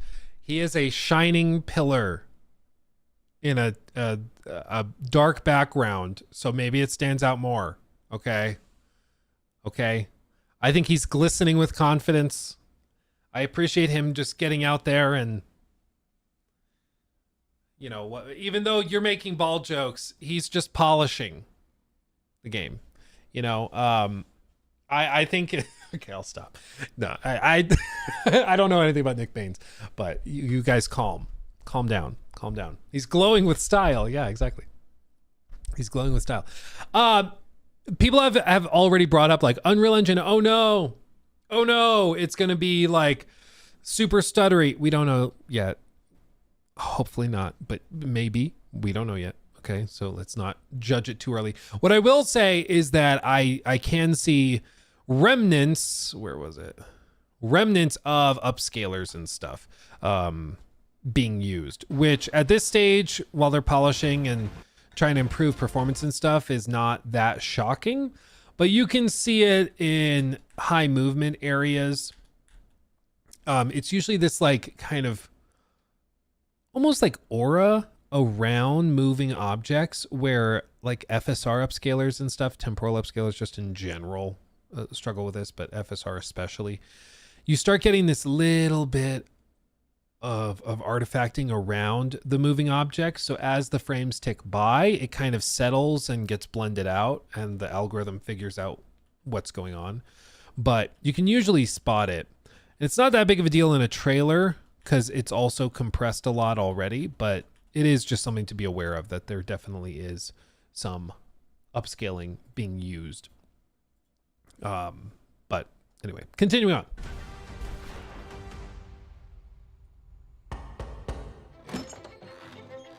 Come in. Our top goal for every Mafia game is to deliver the promise to a player that you're going to play a classic mob movie. Mafia the Old Country is a linear crime drama set against a beautiful Sicilian backdrop. The first step for us was to make sure that we were nailing all of the things that players expect from a Mafia game. The quality of its storytelling, how immersive it is, how authentic it is. Previous Mafia games have been set in big American cities. We've taken the action and we've put our story in. Did they really not show Mafia? Did I miss it? The quality of its storytelling, Definitive how immersive Edition. it is, how 2. authentic it is. Previous Definitive Mafia Edition. games have been set in big American cities. We've taken Yeah, they didn't show 3. That's funny. That's a little funny. Okay, that's like a little funny. They just don't look at us. That's okay. That's a little funny. the action, and we've put I our get story it. in rural Sicily, in the place where the Mafia began. You really feel like you're transported into another time. It feels really unique and different, but yet really familiar. Players are really going to enjoy that aspect of it. Our entry point for making these crime dramas is always the protagonist. We wanted to make sure that our main character, Enzo Favara, lives up to the standard which we've set in the past, and I hope in some ways even exceeds that. All of the men in this room are bound by blood. Enzo grows up in a sulfur mine. He's one of a bunch of children that are sold to the mine owners at this point in history in Sicily. Their life expectancy is short and they're essentially seen as disposable. Enzo turns to crime as a means to make something of himself. The odds are stacked against him. So what does he do? He sees an opportunity for himself to gain some status, to gain some respect. Do you wish to commit to this family? I do. Swearing the oath is the chance for him to finally be accepted. He's found a family. It's the thing he's been searching for his entire life, but it comes at a cost. I think players are in for an emotional roller coaster. The high stakes of the Mafia life present opportunities for us as storytellers to take players and put players through the ringer, really, in terms of what happens to the character, what happens to them in the game. You again. What makes a really compelling gameplay experience is the mix of the high-intensity combat, cover play, cover shooting, set by these beautiful cinematics that make what you do in the combat so much more meaningful because you're fighting for something you really believe in. Authenticity and immersion are key. And so we wanted to take that philosophy from the storytelling and make sure that it was consistent in the gameplay. You know, whether you come for that core cover combat shooting experience or that white knuckle driving experience, we have that in Mafia the Old Country, but it's unique. There's some downbeats, there's some deep storytelling moments, and then there's some like high intensity action. And I think that's what makes Mafia missions and the general experience so interesting, is that we're constantly trying to change that roller coaster experience that you're on. Enzo's proving himself with.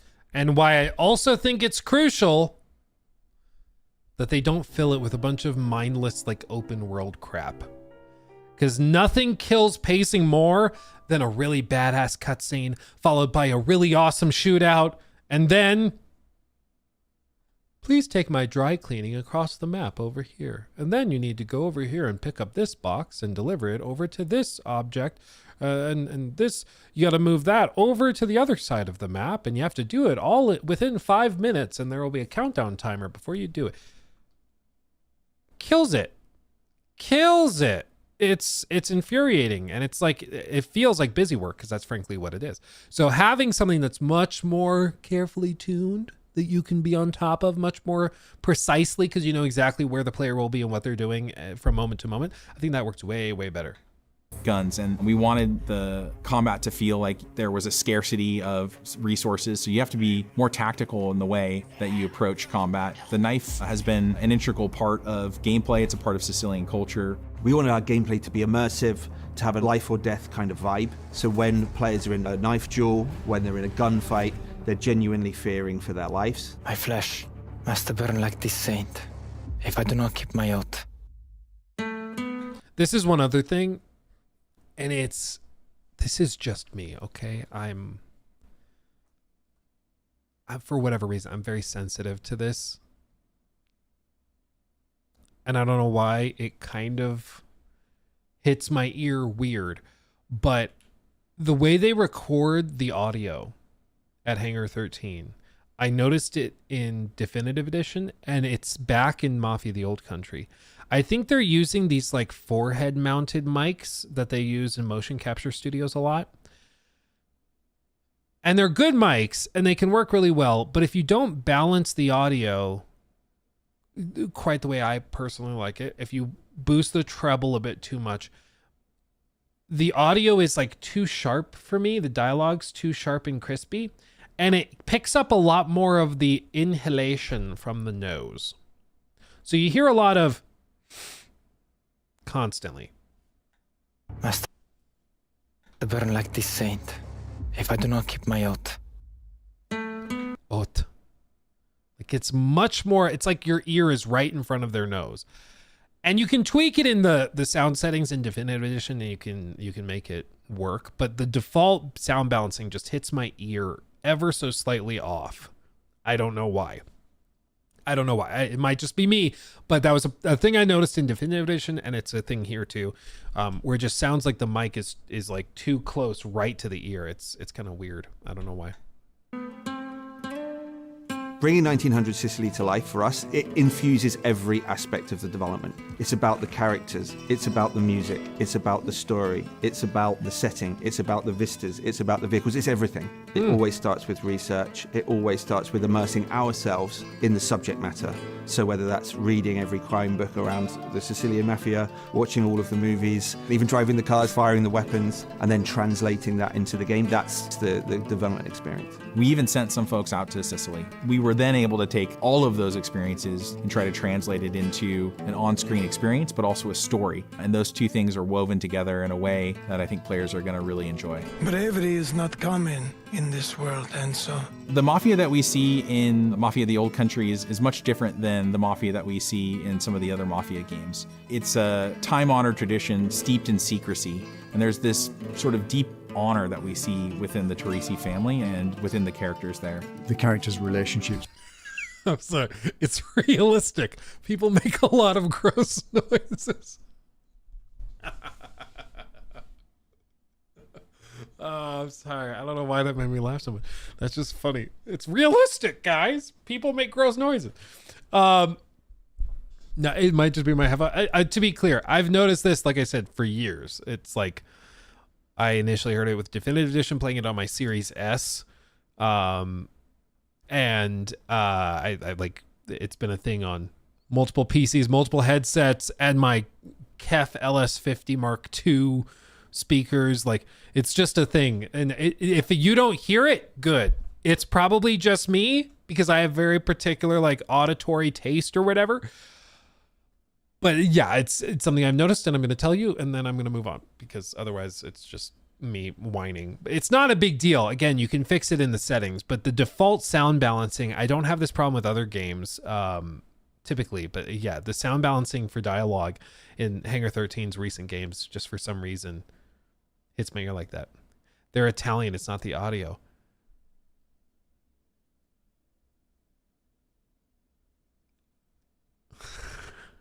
Their accent has nothing to do with the mic placement. My point is the mic placement, and then after that, the balancing of the audio from the mic placement. If I talk like this right into the microphone, it sounds different than if I talk like this away from the microphone. My point is, when they talk like this and the microphone's placed in a certain way and balanced a certain way, it doesn't sound right to my ear. That's all I'm saying. Okay? People are like, it's the Italian thing. It's realistic because people are gross. Next time, I'm just not going to say anything. Oh, they're speaking in italics. Oh, maybe that's it. Underrated comment right there, Shepard. That's good. That's very good. With each other, the way they behave, he's very much influenced by that setting and that cultural difference. This is a distinctive experience that I've never played before, and I'm sure that players are going to feel the same.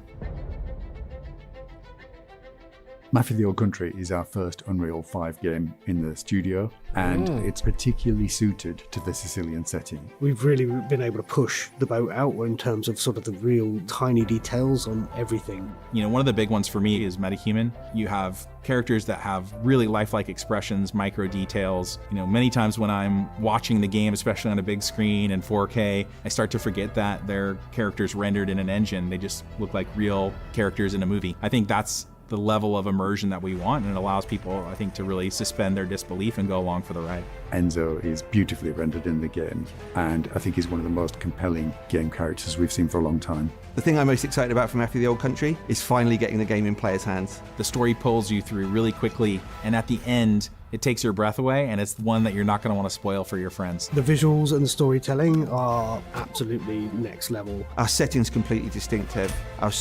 What I will say, he just alluded to like the story, not going to be a skip, you know, like spoiling, it's spoilable. Mafia has some of the best like tie-ins to previous games of any that like I've ever played. If you've played Mafia, you know what I'm talking about, so don't spoil it either. But going from Mafia 1 to 2, even to 3 to a lesser extent, but especially 1 to 2, the way they tie those together, exactly, Melissa. It's phenomenal. It's fantastic. I don't know Italian, so I don't know what to say. It's spaghetti. I don't know. Lasagna. I don't know. Olive Garden. But it gets me excited that they're suggesting that maybe there's something like it's garlic bread. That there's something like that here going on as well. It gets me excited. Story is completely unique. This is a game that you haven't played before. The best crime stories have unforgettable twists, and this game's no exception. Players are in for a treat. Welcome, Enzo. Welcome, Enzo. There's something so powerful about an Italian man whisper talking to you. It just makes you like, love me, daddy. It just, it hits you. It just hits you. So I'm very excited for this. I think it looks really, really good and really solid. I'm excited for it. And I cannot stress enough how much of a comeback this would be if it does well and if it's good. Like Hangar 13 a few years ago, people thought was going to just be like shut down. People thought the studio was done. And they have the chance to come back and make one of the surprise hits of the year if this goes well. So I really wish them the best of luck. I hope it's good. I hope it's good because I love Mafia when it's at its peak. It's not been at its peak for a bit. So I would love to see them make a comeback here. That being said, it is launching again at $50, which is crazy, but that's where they're at. $50. We don't know exactly what the length is or anything like that. We don't know. But what I think this is sort of it's basically a reflection of the broader industry as well. You remember I said when they moved Nintendo games to $80 and now Xbox is doing it too? It has, for them, the added benefit of every time you buy a game, they're making extra money on it, right? But it also means that when they release games at prices that previously would have been pretty steep, even still, it feels like a gift. It feels like a gift, And I think, there's also this understanding now, and it's been very noticeable. Some of the biggest games of the last 2 years in terms of like relevance in pop culture and people trying new things, they've been games that came in well below the AAA price point. They've been games that come in at $40, at $50, at $30, whether you look at Helldivers or Pal World, games people would not have otherwise tried, but they tried them because they were cheaper. They were more accessible. And I think with this, they understood that given Mafia 3, the skepticism would have been much higher with this if they came out charging 70 or 80 certainly for it. And so instead they're like, we're going to meet you at a lower price point and we just want you to give it a shot. And we hope to earn back some of your trust and confidence in us. And maybe the next game will launch at 70 or 80 or whatever, if it's an even bigger, crazier, big budget thing. Maybe then they get there, or they'll cross that bridge when they come to it. But as of right now, they understand that like when you are not in the position of power, you don't get to demand the premium price. It's something I think Ubisoft had to learn with Star Wars Outlaws. When people don't think of you and are not super like confident in your quality and your ability to put out consistently good products, they're not willing to throw money at you because it's considered a risk. They just aren't willing to do that. So if you are playing catch up, you need to be more aggressive with your pricing, with your presentation, with your advertising, all of that. And that's something that they're doing here with Mafia. And I think it's a good thing because I think, at $50, a lot more people will be inclined to give this a shot than if it were 70. Even if it does, gets good reviews. I think that goes a long way. Having said that, they also, let's see, where did I put it? Yeah, they have some more like environmental screenshots as well that you can see. Again, it's an Unreal Engine game. Screenshots are definitely its strength. It's movement, optimization, and stuff like that, where typically it starts to struggle. Good job, G Assassin, for clipping these, by the way. But yeah, I think it looks very good. I just hope they polish it up. But they seem pretty confident in their release date. Which I think is also a good sign, which, by the way, again, The release date they announced was slated for August 8th. I think technically it's the 9th, but it shows as the 8th. I thought it was the 9th. Maybe it's the 8th. Maybe I'm just making things up. They also dropped the hardware specs, 55 gigs. It's amazing. Game like sizes are not insane when you don't just make open worlds. So 55 gigs is what they estimate it'll take to install. Minimum specs, they're saying like a 16 gigs of RAM, 5700 XT or an RTX 2070. They're recommending to go like 3080 Ti to 6950, and this is, let's see, running at 1440p. Minimum is running at 1080, running at medium for minimum and running at high for recommended, which is about in line with console performance and stuff like that. So seems decent to me. But yeah, we'll keep an eye on it. We'll talk about it much more. I'm sure you won't escape me talking about it because I want Mafia to be good. I would love for them to nail this, but we'll see. We'll see.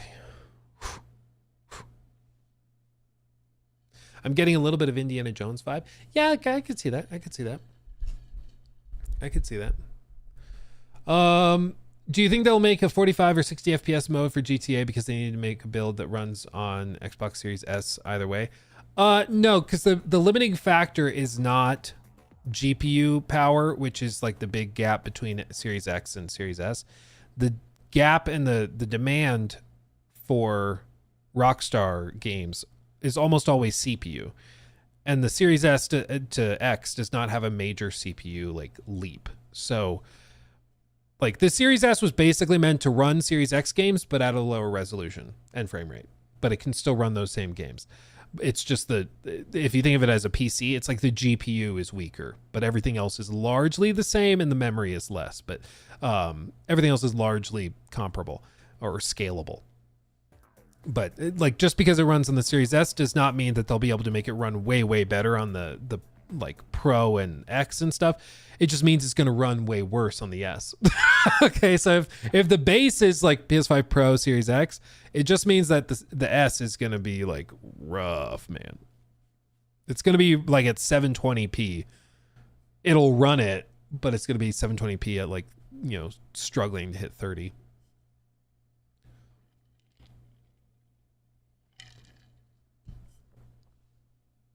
Let's see.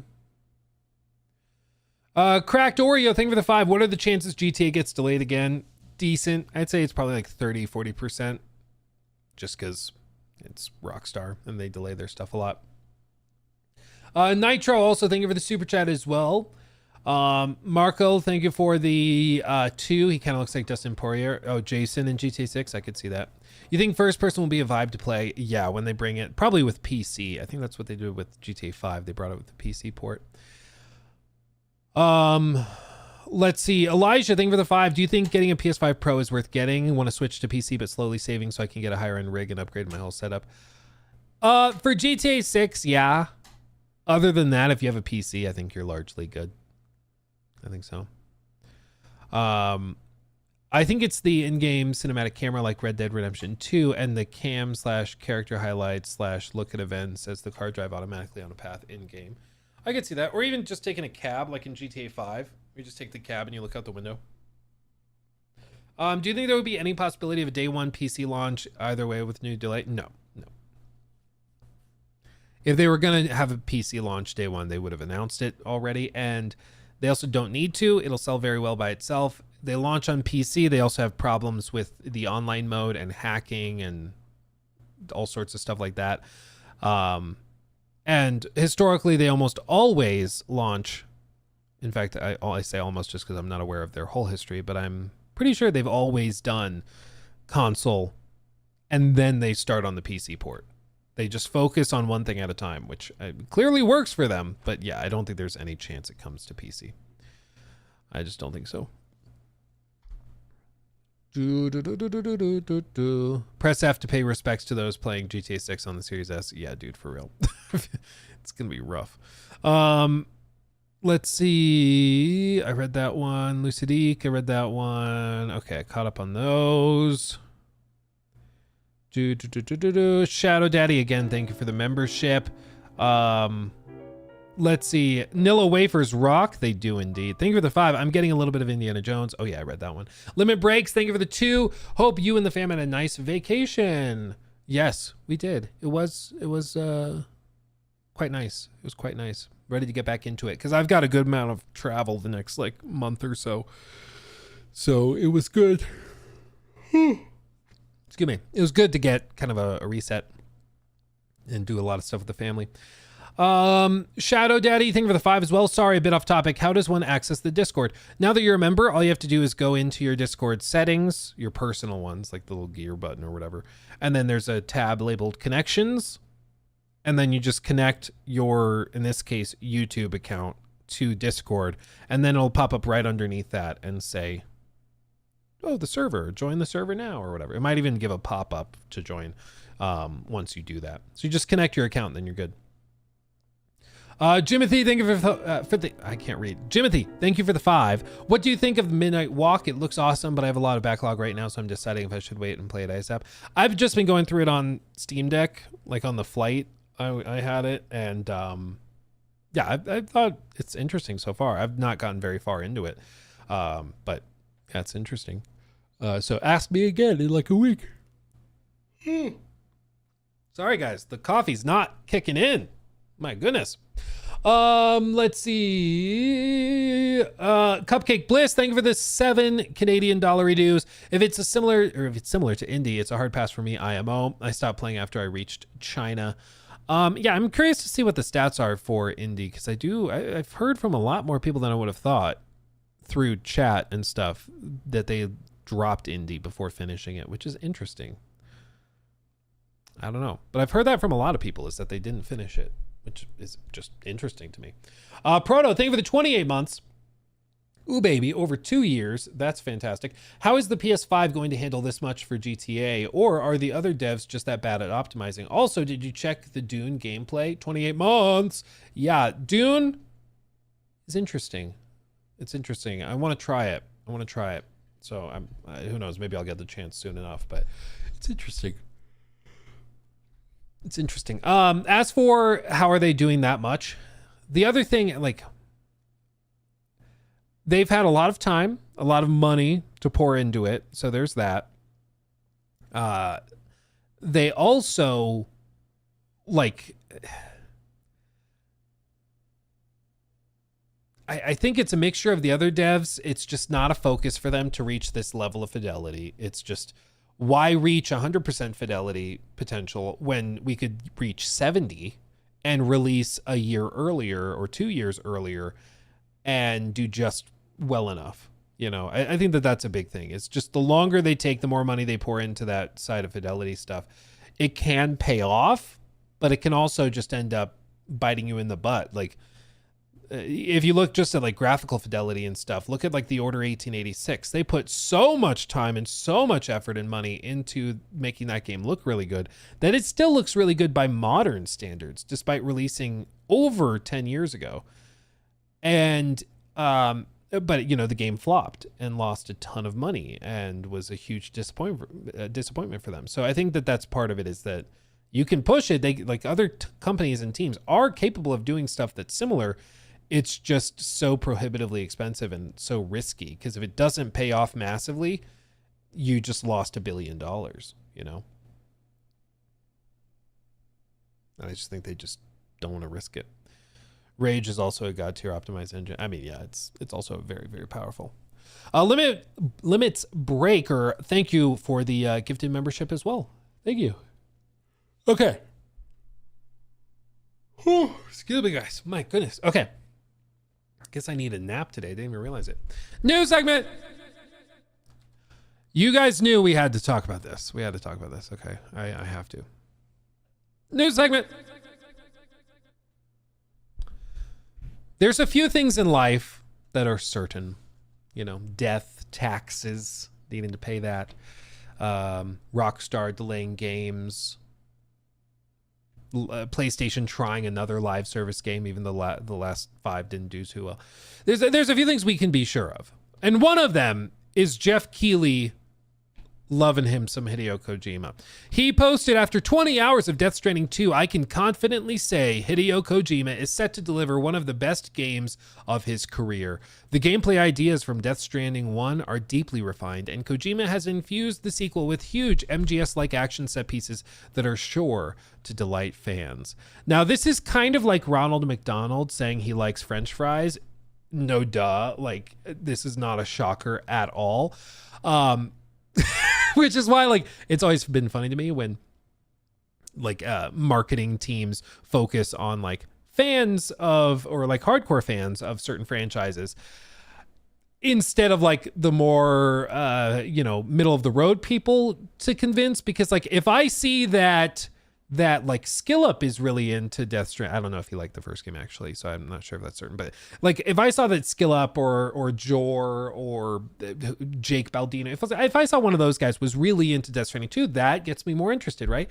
Seeing Jeff Keighley really into it, it's like, oh yeah, I would guess that you love it. Yeah, I could have bet a lot of money that you would love it. But we're gonna look at this because there's a lot of info. There's an old expression, learn to walk new paths in old shoes, and Death Stranding 2 does an incredible job of adding more action and gunplay to the formula while still maintaining and improving upon the innovative delivery strand gameplay from Death Stranding 1. And he shares some little gameplay screenshots of this. Okay. Based on what I played, it's clear this will be a massively epic game in length, scope, and depth. The visual fidelity on a base PS5 is outstanding, and as you'd expect, the cinematics and story sequences are next level. By the way, the game runs at 60 FPS performance and has a 30 FPS quality mode. I played it all in performance, and he shows this. Basically, my understanding is that they brought some people out for a few days to play the game for an extended period of time. So some of them put 20 hours, 30 hours in, and they were just allowed to play a ton of it. And they show little snippets of gameplay like this. Now, at the outset, I think the obvious thing to say is I think people who like Death Stranding 1 are going to love this. Like, no surprise. There's no shot that they screwed it up so massively that people who like the first game will all of a sudden hate this. I think almost certainly, if you like Death Stranding 1, you will love Death Stranding 2. What was interesting, though, is that Jor Raptor, my, of course, friend, colleague, podcast co-host, he brought something up which I hadn't really considered, and he thought that there's no way in hell that Death Stranding 2 outperforms the first game. I was like, what do you mean? But he was like, Death Stranding 1 was such a novelty. It was so fresh, so different. It was Kojima's comeback. A lot of people bought it and tried it because they were just curious. They wanted to see what it was like. And he made the argument that a lot of those people fell off of it because it just wasn't for them. Because, I mean, to be fair, Death Stranding is a freaking weird game.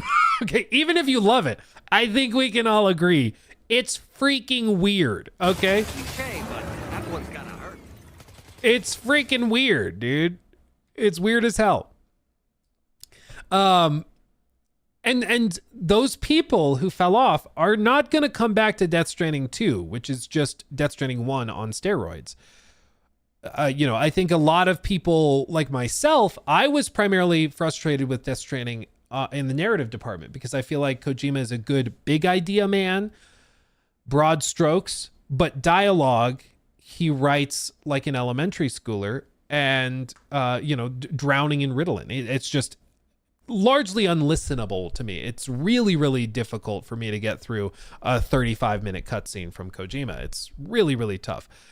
And hearing that this game is like potentially even longer and bigger, that doesn't necessarily get me more excited. Even as someone, I still go back and I play Death Stranding every once in a while as like a rainy day game. I find it relaxing. And it's funny because some people, they actually really like the story in Death Stranding, but they hate the gameplay, like the UPS delivery man gameplay. I like the gameplay. I don't really like the dialogue, the writing, and that type of thing. Again, broad strokes, big ideas. I like Kojima's stuff, but when it comes to like the dialogue, it's tough. It's really, really tough.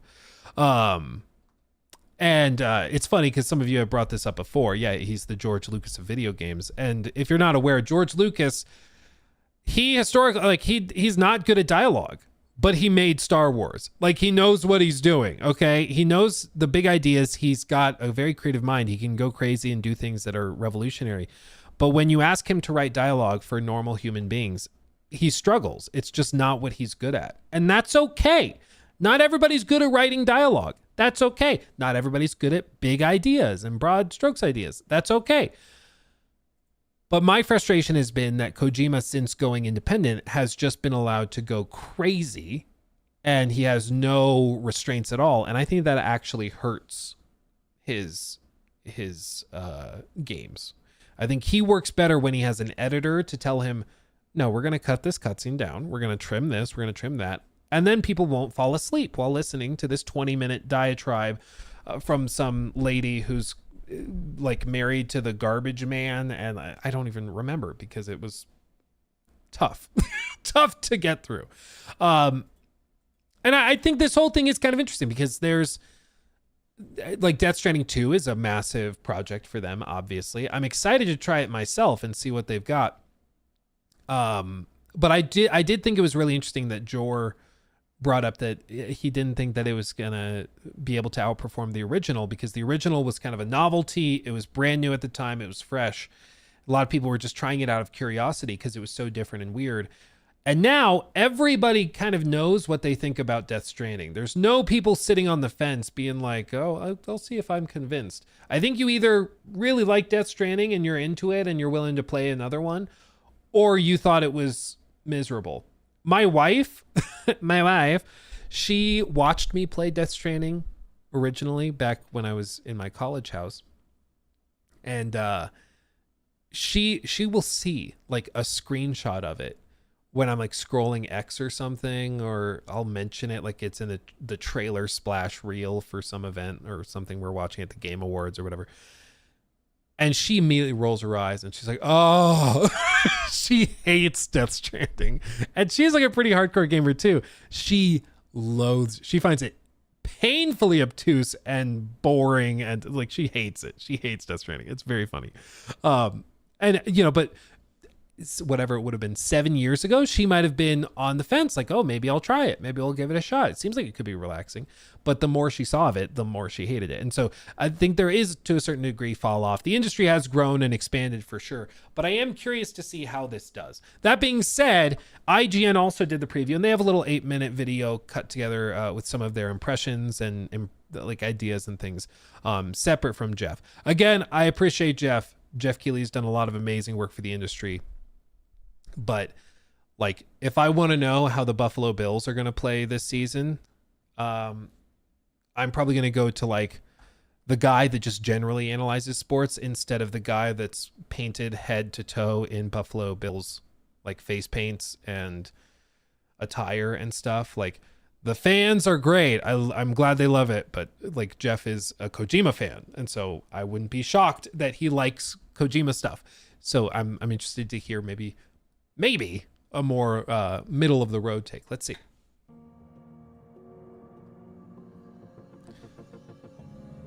Nearly 6 years after the release of director Hideo Kojima's Death Stranding, Shake the Baby, we finally played the sequel, wow, Death Stranding 2 on the beach. While what we've played was not the final version of the game, the playable portions demonstrated a density and completeness you would expect from a final product. Fundamental elements such as movement, dialogue, and presentation are highly integrated, and the intention to expand upon the experience that the first game delivered, no pun intended, was evident throughout. 2019's Death Stranding transcended the framework of ordinary video games 6 years ago. I don't know why I always think that it came out in 2018, but yeah, 2019. By metaphorically depicting cosmology and even anthropology through the act of delivery.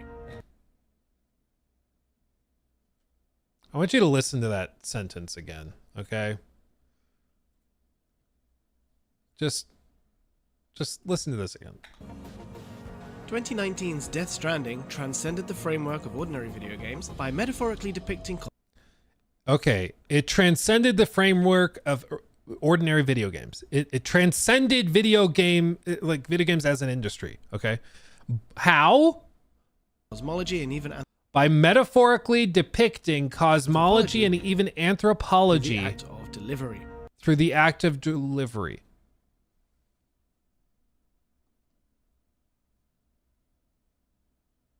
So are we just saying stuff now? Huh? Okay, dude, I went to a classical high school where we literally, like, we read Latin, okay? We had to parse it. We had to perform exegesis. If you don't know what that word is, good for you. I like breaking words apart. I like deciphering this stuff. But this is the stupidest way of describing Death Stranding I've ever seen in my life. Okay?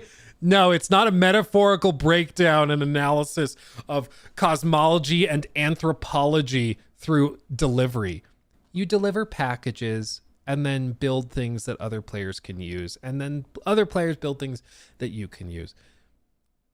I like Death Stranding's gameplay. I enjoy it. It's not the freaking Mona Lisa, okay? It's not this revolutionary thing, okay? It's not the Sistine Chapel. It's okay. It can still be good. But this is, like, stupid, man. Like, what are we doing? We're just saying stuff now? Okay, cool.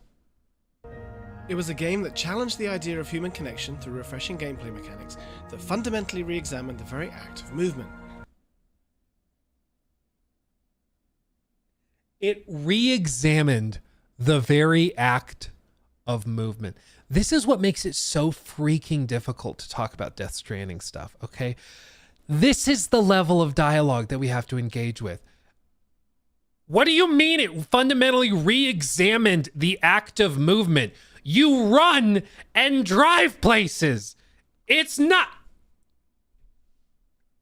You know, if we were doing cartwheels, if we moved through cartwheels through the map, that would be re-examined. That would be different. I'd give you that. If we walked like the BTs with just hands, okay, that's different. Let's re-examine movement, come up with a new way of doing it.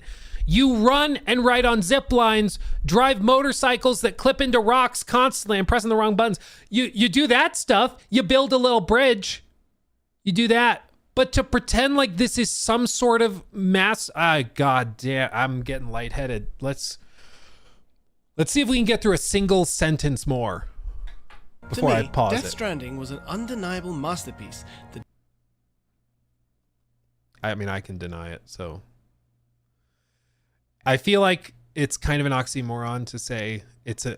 to me, comma, it's an undeniable masterpiece. To me, personally, I find it objectively fantastic. That doesn't actually make sense. Just saying. Delivered a viscous flow of concepts. Oh my god! Sorry. I never thought I would see viscous flow of concepts in my life. Okay, we're gonna walk it off while we watch it. Okay, let's do it. Now that I've played its sequel for more than 30 hours, I'm starting to realize that it may have been only the beginning. Death Stranding 2 On the Beach can be seen as an attempt to take the premises of the first game to the next level. While taking the player on a journey across the border of the United States of America, its symbolic depiction of connection feels more dynamic, yet less certain than its predecessor. Okay. What questions will this new journey of legendary delivery man Sam Porter Bridges bring, and how will they be answered? Okay. In the first game, Sam reconstructed connections between people while uncovering the truth behind Death Stranding, a mysterious phenomenon that caused disconnection between cities. Okay. Through Sam's journey of delivering supplies, players experience movement in a way video games had not offered before, while the story No, he forgot. He didn't explore movement. It was a, what did he call it? A re-examination or something? gradually unfolded its views on life, death, and cosmological visions. The setting of Death Stranding 2 moves from the rebuilt UCA to the Mexican border region. The photorealistic graphics that meticulously depict Mexico's desolate land are nothing short of impressive. From the texture of the dried surface to faintly... He just said Mexico's desolate. Cancel him. Lock it in, boys. Damn. rippling sand dust and rocky mountains in the distance, the game's visuals drew me in right away. Photorealistic modeling and subtle facial expressions of characters have also largely improved from the first game. Good. And the art style creates an aesthetic... See, this stuff, this is good. It's beautiful. The fidelity's high. It realistically captures these things, that thing. Cool. We don't have to pretend like Jesus Christ himself painted this game with a paintbrush of magic. Like, we don't need to. But I feel like so often it's impossible to discuss Death Stranding because you're either like, you don't like Death Stranding, or you're this guy / Jeff, and you're just like choking back a viscous flow of whatever he said. Like, it's just total simp or hater. There's apparently no middle ground. It's crazy. Aesthetic that transcends mere realism, forming a powerful foundation supporting the game's surrealistic worldview and story. The part that plays in Mexico functions more or less like a tutorial, not just in terms of gameplay but also story and settings. While the first game overwhelmed players with numerous terms and settings in its early hours, Death Stranding 2 is conscious of being accessible even without prior knowledge. The game also offers a recap mode in novel style, as well as a glossary function called Corpus, showing careful consideration for players who have not played the first game, or those who did but found it too complicated. I feel that the game design of Hideo Kojima's work often comes in 3 layers. Oh, I bet. His work is like an onion. It's got layers and it's stinky. Sorry. They're going to be in the comments complaining about that. I just want to know, did they fix the vehicles? Because my God, the vehicles in the first game needed some work. They're very frustrating because you could do big deliveries with them, but they'd clip on everything. They were like impossible to actually use. So hopefully they made some improvements there. That's like the #1 thing I'm hoping for is vehicles. For example, Metal Gear series gameplay consists of infiltration, danger, and stealth. While Okay. its movement can be divided into walking, crouching, and crawling. Is this not true of like many games though? Okay. This is why it's also funny is like you end up just describing like a standard video game, but you're just using 1,000 extra words.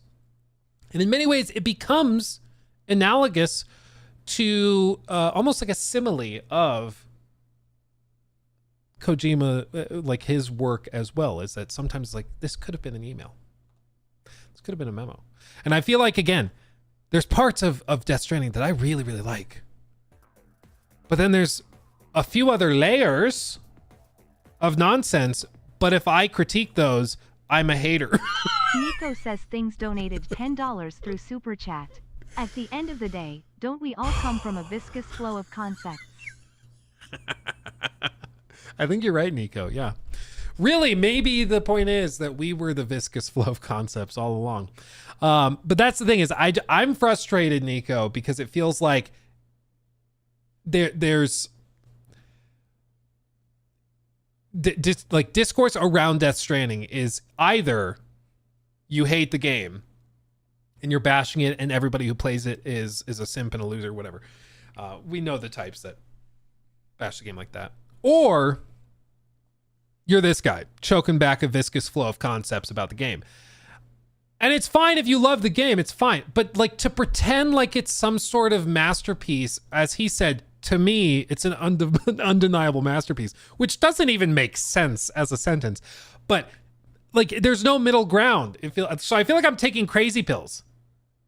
Like, I feel like I'm taking crazy pills all the time whenever we talk about this. And I kind of went through withdrawal after 6 years. The same philosophy can also be seen in Death Stranding, where your Odradek scanning device visualizes terrain danger levels in 3 different colors. Death Stranding 2 follows the same rules. Okay. Just like in the original Death Stranding, once again the player has to manage cargo. So far we've said that it is more accessible early in the game, and then the movement terrain analysis is all the same. Okay. Go weight and balance while traversing unstable natural terrain. Footing must be secured on slopes while the center of gravity must be controlled to avoid being swept away in rapid water streams. The risk of cargo damage is present throughout the process, which makes traversing the world itself a nerve-wracking task. Constructions such as ropes and ladders can be You just get the repair spray, or you go under one of the little umbrella things and it'll repair the packages. It's really not that big of a deal. used to traverse the world more conveniently. These infrastructures go beyond individual player experiences, as structures installed by other players are shared in the world by the social strands system. As you make use of ladders and bridges left by someone else, the solitary exercise of delivery gradually transforms into a more connected and social experience. This is also one of the things that's frustrated me, is that this was framed as like a it was framed as like this revolutionary thing, but effectively what they did is they built out the same like note system that's been in like Dark Souls games, for example, but they built it out with actual like physical objects in the environment. Because you know how in Dark Souls, like you'll be playing and maybe there's an invisible, or not invisible, a hidden wall. And it's like you have to attack it and then it clears and there's a hidden treasure back there. So people will leave a note on the ground saying treasure ahead, helping you. Even though you've never met that other player, you never will. Players work together through these notes and stuff in the environment, and it kind of strands together. Like, in many ways, those Dark Souls games are the first big strand type game, but we're supposed to pretend like this is revolutionary because it did it. Like, it's still cool. I like it. It's nice. But again, like, it's not some sort of totally like revolutionary thing at the same time, you know? Or they tell you to jump and they troll you. Yeah, they troll you. Treasure ahead as it's off a cliff, and they get people to do that. And then other people go back and upvote that note because they got trolled by it and they want other people to be trolled by it too. Yeah, it's very funny.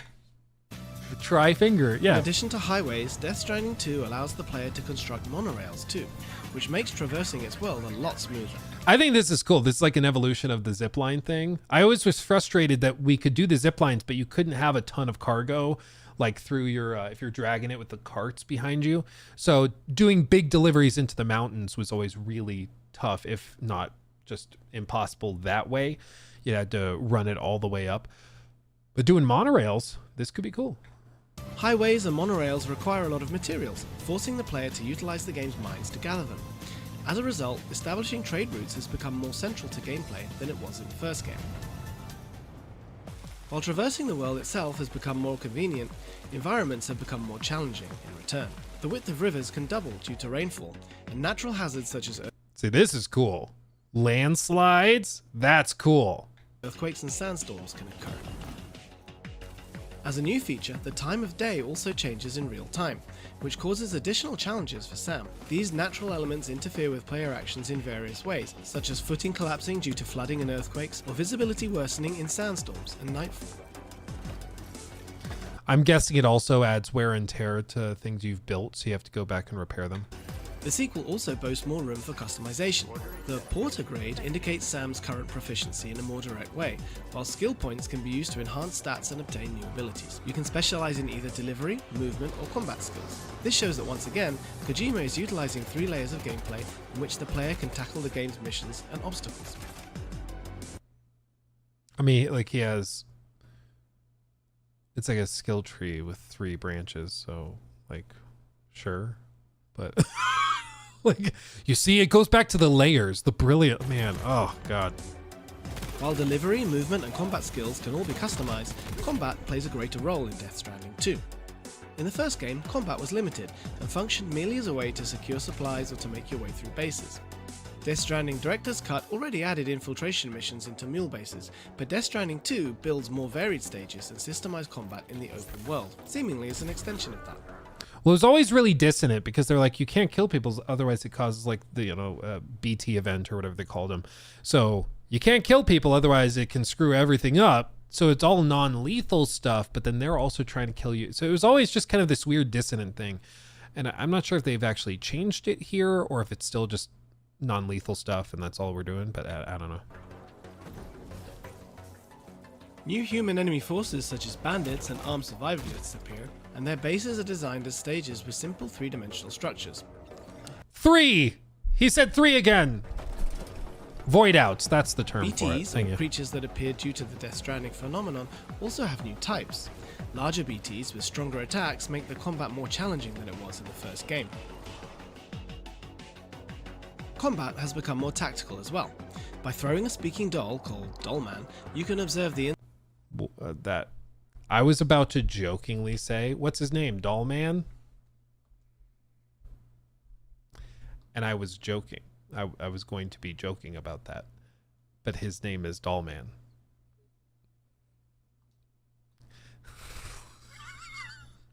We'll call him Dollman, and he'll hang out with Footboy, and then they'll all work together and talk to Goo Guy, and they'll go and they'll take out the Death Stranding, where they'll meet John Death and David Stranding, and they'll fight each other while talking to Troy Baker play a guitar.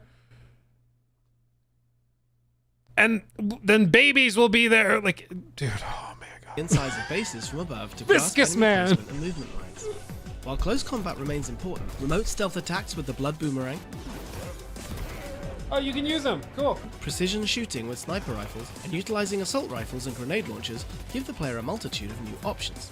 It's even possible to put down Sam's backpack, allowing for more agile and nimble movement by completely separating him from his car. That is a good addition. I like that a lot, because nothing felt more stupid than being in a big enemy camp and then like trying to stealth behind like a little bitty, it's like this big. You're trying to stealth behind it.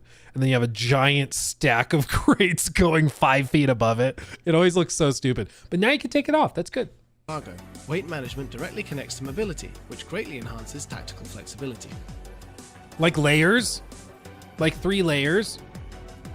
Whether to engage in direct combat, choose stealth, or avoid combat altogether, freedom of approach has increased when compared to the first game. You can even refund your used skill points, welcoming trial and error to find the playstyle that suits you best.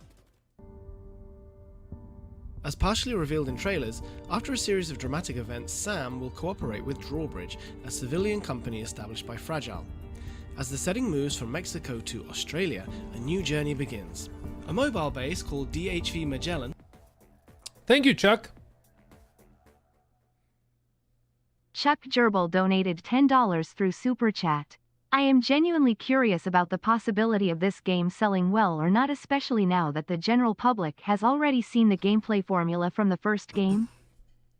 I mean, what I will give Jor is that he's always really on it with these things. Like Jor just, he gets it. Okay. Jor, we do these predictions, like Metacritic predictions on the podcast, and we also guess sale numbers and stuff. And he's always very, very close.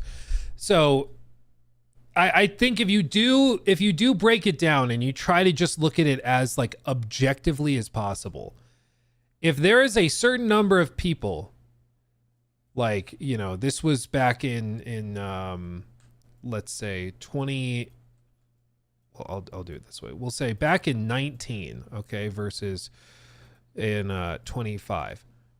There's like the hardcore people that were going to buy Death Stranding regardless because they love Kojima stuff. The Jeff Keighley types, okay? They're here. Those people were going to buy it no matter what. And they certainly are still here in 2025. They've not gone anywhere. They're still very much into it. And maybe it's grown even slightly. You could say even, you know, they gained some new fans in this. But then there were the people that were curious. And those people maybe represented a big chunk here where they were just like, I wonder what Death Stranding even is. There's going to be some of those over here in 2025, but Death Stranding is no longer an unknown quantity. We know what it is. You know what the game is. And if you want to try the first game, you can try that, see what you think of it. It's not a mystery. So I think there will be some curious people, but I think it's less than this. And then there were people who I think, like 2019 was also a really hollow year. People forget, but like you had Death Stranding, you had what, Days Gone? What else was 2019? Sekiro. Sekiro came, was that the fall or was that summer? I think Sekiro was the other big one. But we had like probably three or four pretty sizable games, but that's about it. So I think you could say maybe you had like the bored players who just wanted something else to play. And I think Jor's point, and the one that I find, you know, interesting and potentially compelling, is that there's a good chunk of these people, I think, who are not going to come back because there's enough games already that I think the people who are just like burned out, you know, and they just have huge back catalogs, they're busy. So I think some of the orange goes away. I think some of the yellow, the people who are curious, they fall off too, because I think that there's, I mean, you know what the game is. It's going to be more Death Stranding, which is okay. Again, I liked Death Stranding. Like, you watch this video right now, this stream clip or whatever, and you're probably like, wow, Luke hates Death Stranding too. No, I like Death Stranding. I play it like as a good relaxing game, dude. I like it. but it's not perfect. It's got huge problems, and it seems like this game is doubling down on all of them. Okay? And part of the reason that they do that, and that Kojima does that, is because people that are his diehard fans act like everything he does is stunning, brave, and beautiful. And I think that doesn't help him make better games. I just don't see it.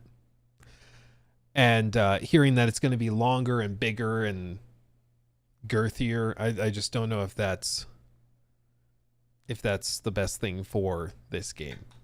Named after the explorer Ferdinand Magellan, who travelled around the world, functions as a hub for the player. As the name DHV Magellan suggests, the story steps into themes reminiscent of colonial domination.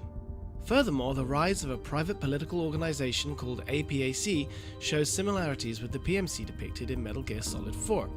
Since I haven't witnessed the story to its conclusion, it is too early to speculate on how these motifs will come to fruition in the full game.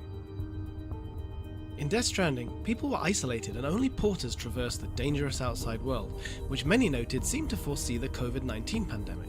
In Death Stranding 2, the APAC... So he's a prophet now. He's a prophet. I do remember people saying this back in like 2020, like Kojima predicted the COVID pandemic. I'm like, where are the babies in tanks? Where's the black tar monsters? Where, like, what?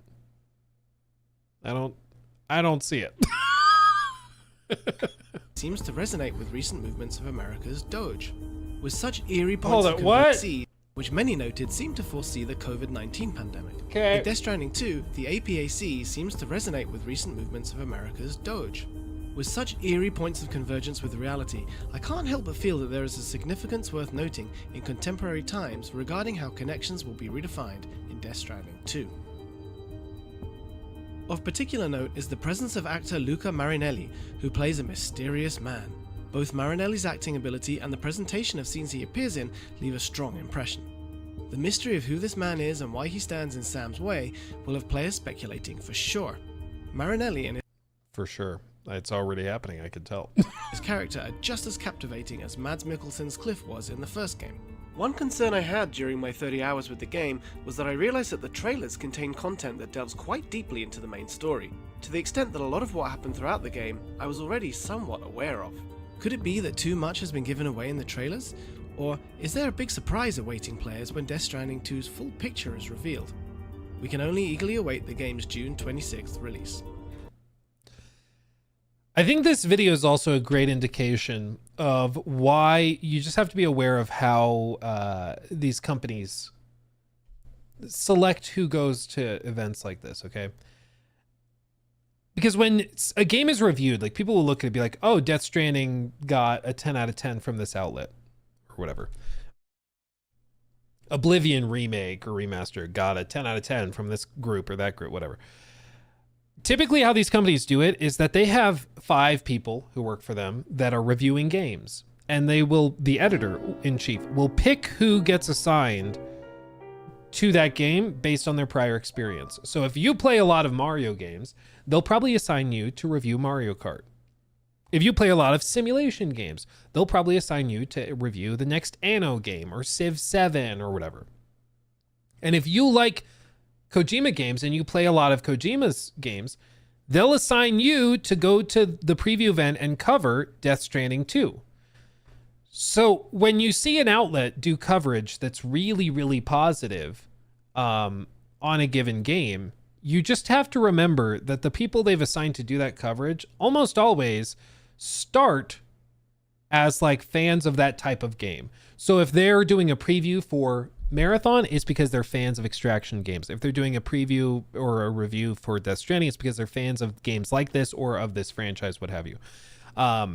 Which is why sometimes the reactions can start inflated before you get to like the broader public and critical reception, which is more generalized, you know. And so it's why you got to watch it, you got to listen to it, you got to read it, but you also have to just remember that like if a company or if a reviewer gives it 10 out of 10, it's a 10 out of 10 for fans of that game, you know. And I think for people who are really into Death Stranding 1 and love Kojima's stuff, they probably are going to also love this. Like I said at the top, they will have viscous flows of concepts spilling out of them, I'm sure. But here. Undeniable masterpiece that delivered a viscous flow of concepts. What a stupid thing to say. I'm sorry. It's so funny. It's so funny to me. I'm sorry. I need a tattoo of that. Anyway, so I think that people who really like the first game will like this, I'm sure. But those are not the people they need to convince, okay? Because there were a lot of people who tried Death Stranding 1 and didn't love it.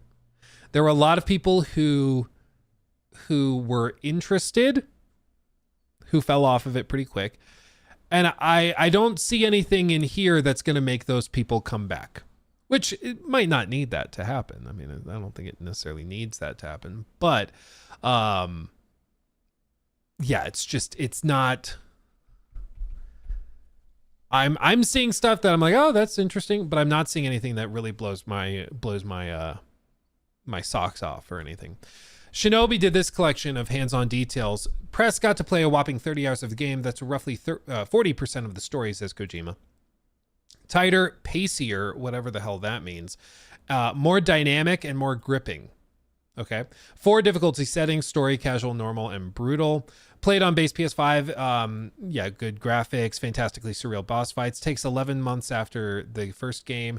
After connecting America to the chiral network, deliveries now automated by AI. Okay. His peaceful life is disrupted by the return of Fragile, who now runs a company called Drawbridge, who sends Sam on a mission to connect Mexico to the network and then to Australia. Okay. Pacing is improved over the first game, swiftly gets players into gameplay. That's good. I'm wondering if that just means shorter cutscenes or fewer. That to me is a good improvement. That could help a lot.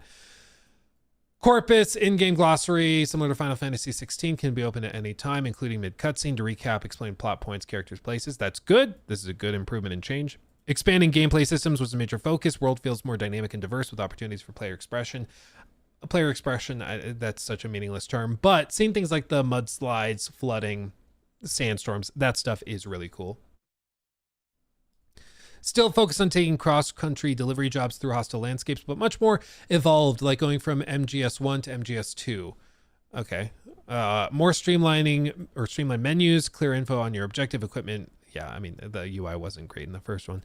Combat now plays a greater role. Kojima added more options because so many people all over the world were asking him to make another Metal Gear. So this is also one of the other things, is that a lot of people feel like this is just going to be Death Stranding / Metal Gear crossover. It might. I don't know, but maybe. Roundtable conference. This guy was so desperate to use his writing degree when he saw a Kojima game. He said, finally, my chance. Thank you for the 3 months. Or he just had thesaurus.com opened up. Maybe that's what it is. Or what? I wonder if we could do this. Hold on. What did you say? A viscous flow of concepts.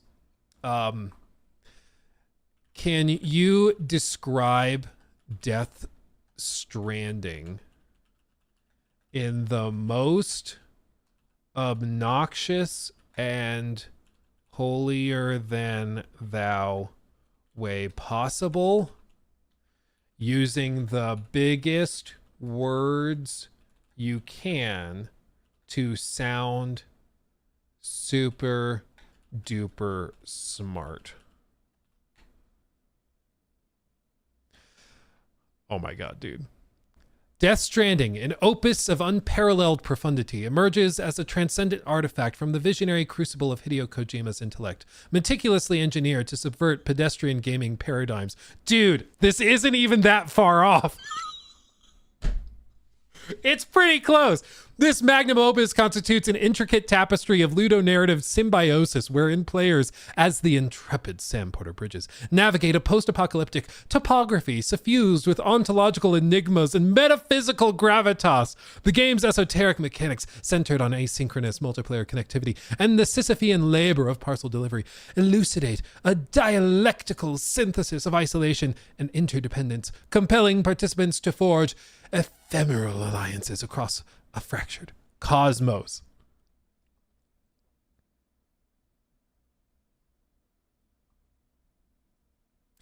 Dude. Oh my God. It's pretty damn close, man. It's pretty close. That's ridiculous. That's unbelievable. Jacob, make sure to keep this in the clip. That's freaking funny as hell. Oh my God. Oh, I'm gonna die.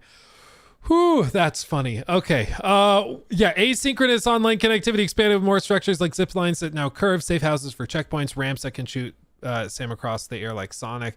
You can level up your abilities like stamina, weapons, better stealth, stuff like that. Customize your backpack with attachments like ammo pouches, shields, and more. You can customize vehicles like adding an arm to the truck that will automatically grab lost packages, machine guns to auto shoot enemies. Lots of new options, encourage experimenting your approach, like finding extra tools, like powerful gloves that let you punch mechs in the face, or an otter hat to float in the water. Significant number of side quests with meaningful rewards, special weapon schematics, narrative payoff, skill points to unlock footstep dampeners, aim assistance, vehicle recharger. I mean, again, it seems like more Death Stranding. More Death Stranding. Which, like, I'm sure is good if you love the first game. Yeah. Yeah. But whether it appeals to people from the outside, I don't know. I don't know. We will see, though. We will see. So, anyway, Death Stranding 2, I'm sure we're going to talk about it. I'm guessing Luke doesn't get a review code.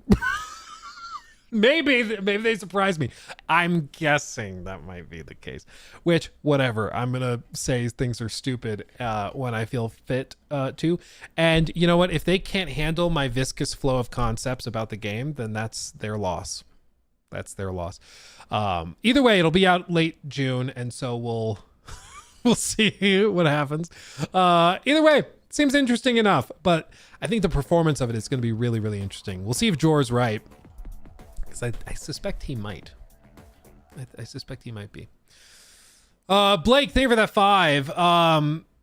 Next time you go on vacation, they'll announce Bloodborne remake or a sequel. Yeah, dude, at this rate, probably. Probably. Adam D, thank you for the 2. He's trying to hit an essay word requirement. Dude, it kind of feels like it.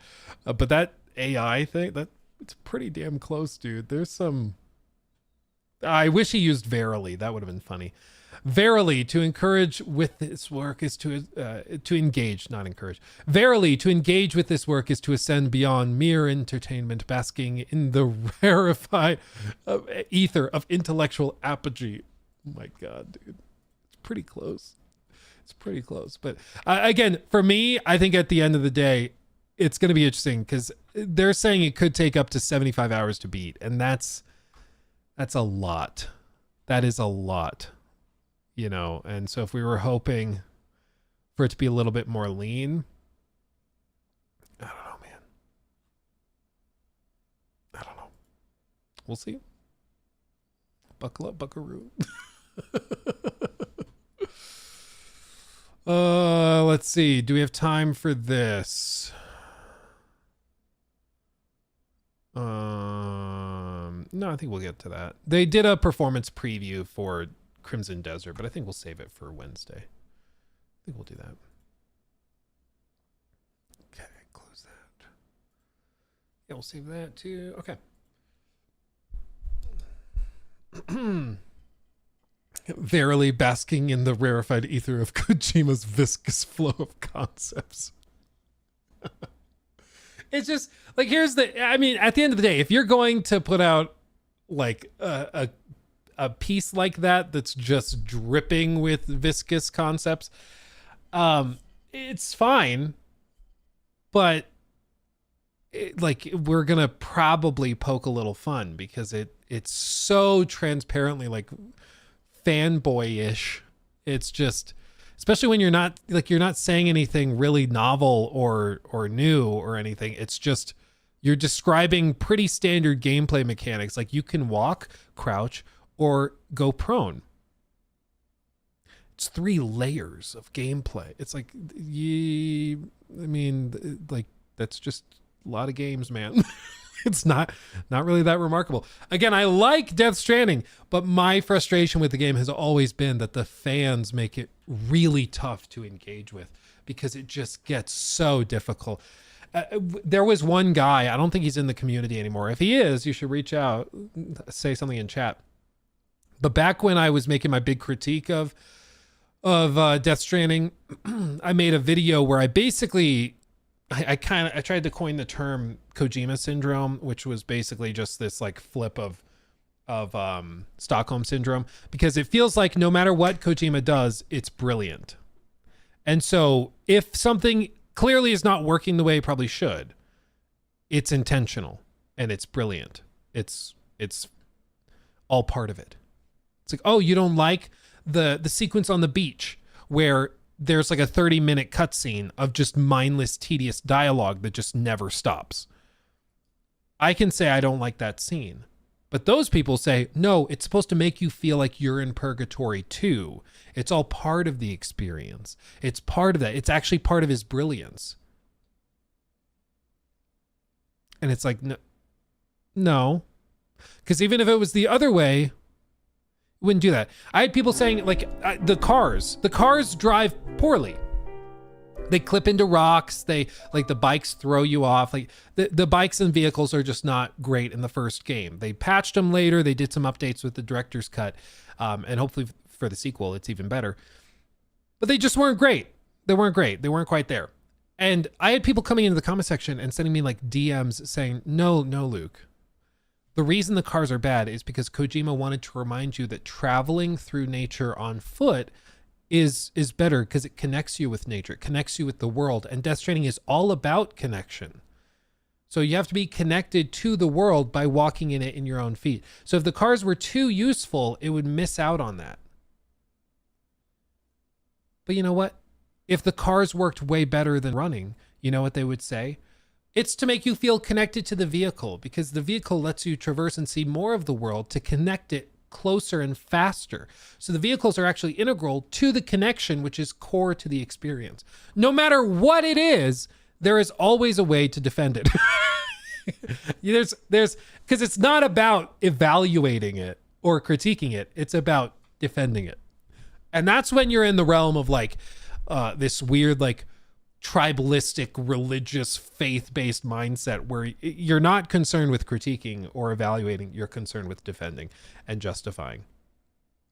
You know, that's just an argument for themes over gameplay. Well, they say that the themes are so good that it can justify any gameplay. You know, but at that point, I don't think we're actually like critiquing or debating anything. Like, we're just being silly, you know. We're just getting silly. But that's why you see such a disconnect between the diehard fans of something like Death Stranding and then I think the average player who's just like, I thought it was kind of boring. I like parts of it. Other parts were really boring. But there's this huge disconnect. And that's what's kind of frustrating, you know? Did you say Die Hard? Like Die Hard Man? Yes. Everybody needs Die Hard Man fans to play their games. Oh my God. Yeah, Todd Howard adds loading screens because it's about taking a breather to understand the 16 times the detail. Yeah, it's it would be like that. There was actually a guy, I think he came into chat. This was like 6 months ago or something. And he said that he actually liked load screens in Fallout 4 and Skyrim and stuff because they allowed him to take a breather between moments, check his phone, you know, reset, and then, or grab a bite of a snack or something. And he actually didn't like that Starfield improved load times because it loaded him in too quickly, which I thought was funny. Yeah, just pause the game. That's kind of what I'm thinking. I'm like, if we're at the point where we're like saying we need load times to be longer so you can get snacks, like, what are we doing? Get a smoothie and drink it through a straw. Anyway, I think, fam, that's good. I'm gonna go help my wife put the kids down for naps, so I'm gonna go do that. You guys have been a tremendous audience. Thank you dearly. Thank you so much. Roundtable Conference, again, thank you for the sub over on Twitch. And Trevor D. Brown, thank you also for the sub over on Twitch. You guys are awesome. Brandon Reyes, 30 months. Oh, baby. Almost 3 years is crazy, but Hideo could take a dump in a bucket and call it a game, and it would be revolutionary. Among some, yeah, it seems like it. It seems like it. They're like, oh, it's to make us think about what is a game. For some, they see a bucket full of crap. For others, we see the start of soil that brings life. And it's just like, there's nothing you can do. It's just no matter what. It's all brilliant. Yeah. Oh my God. Anyway, I don't want to think about a bucket full of poop anymore. So I'm going to call it there. Thank you, everybody. You guys are fantastic. Have a great rest of your day. Glad to be back, rocking and rolling. Until next time, my friends, hugs and kisses. I'll see you in the next one.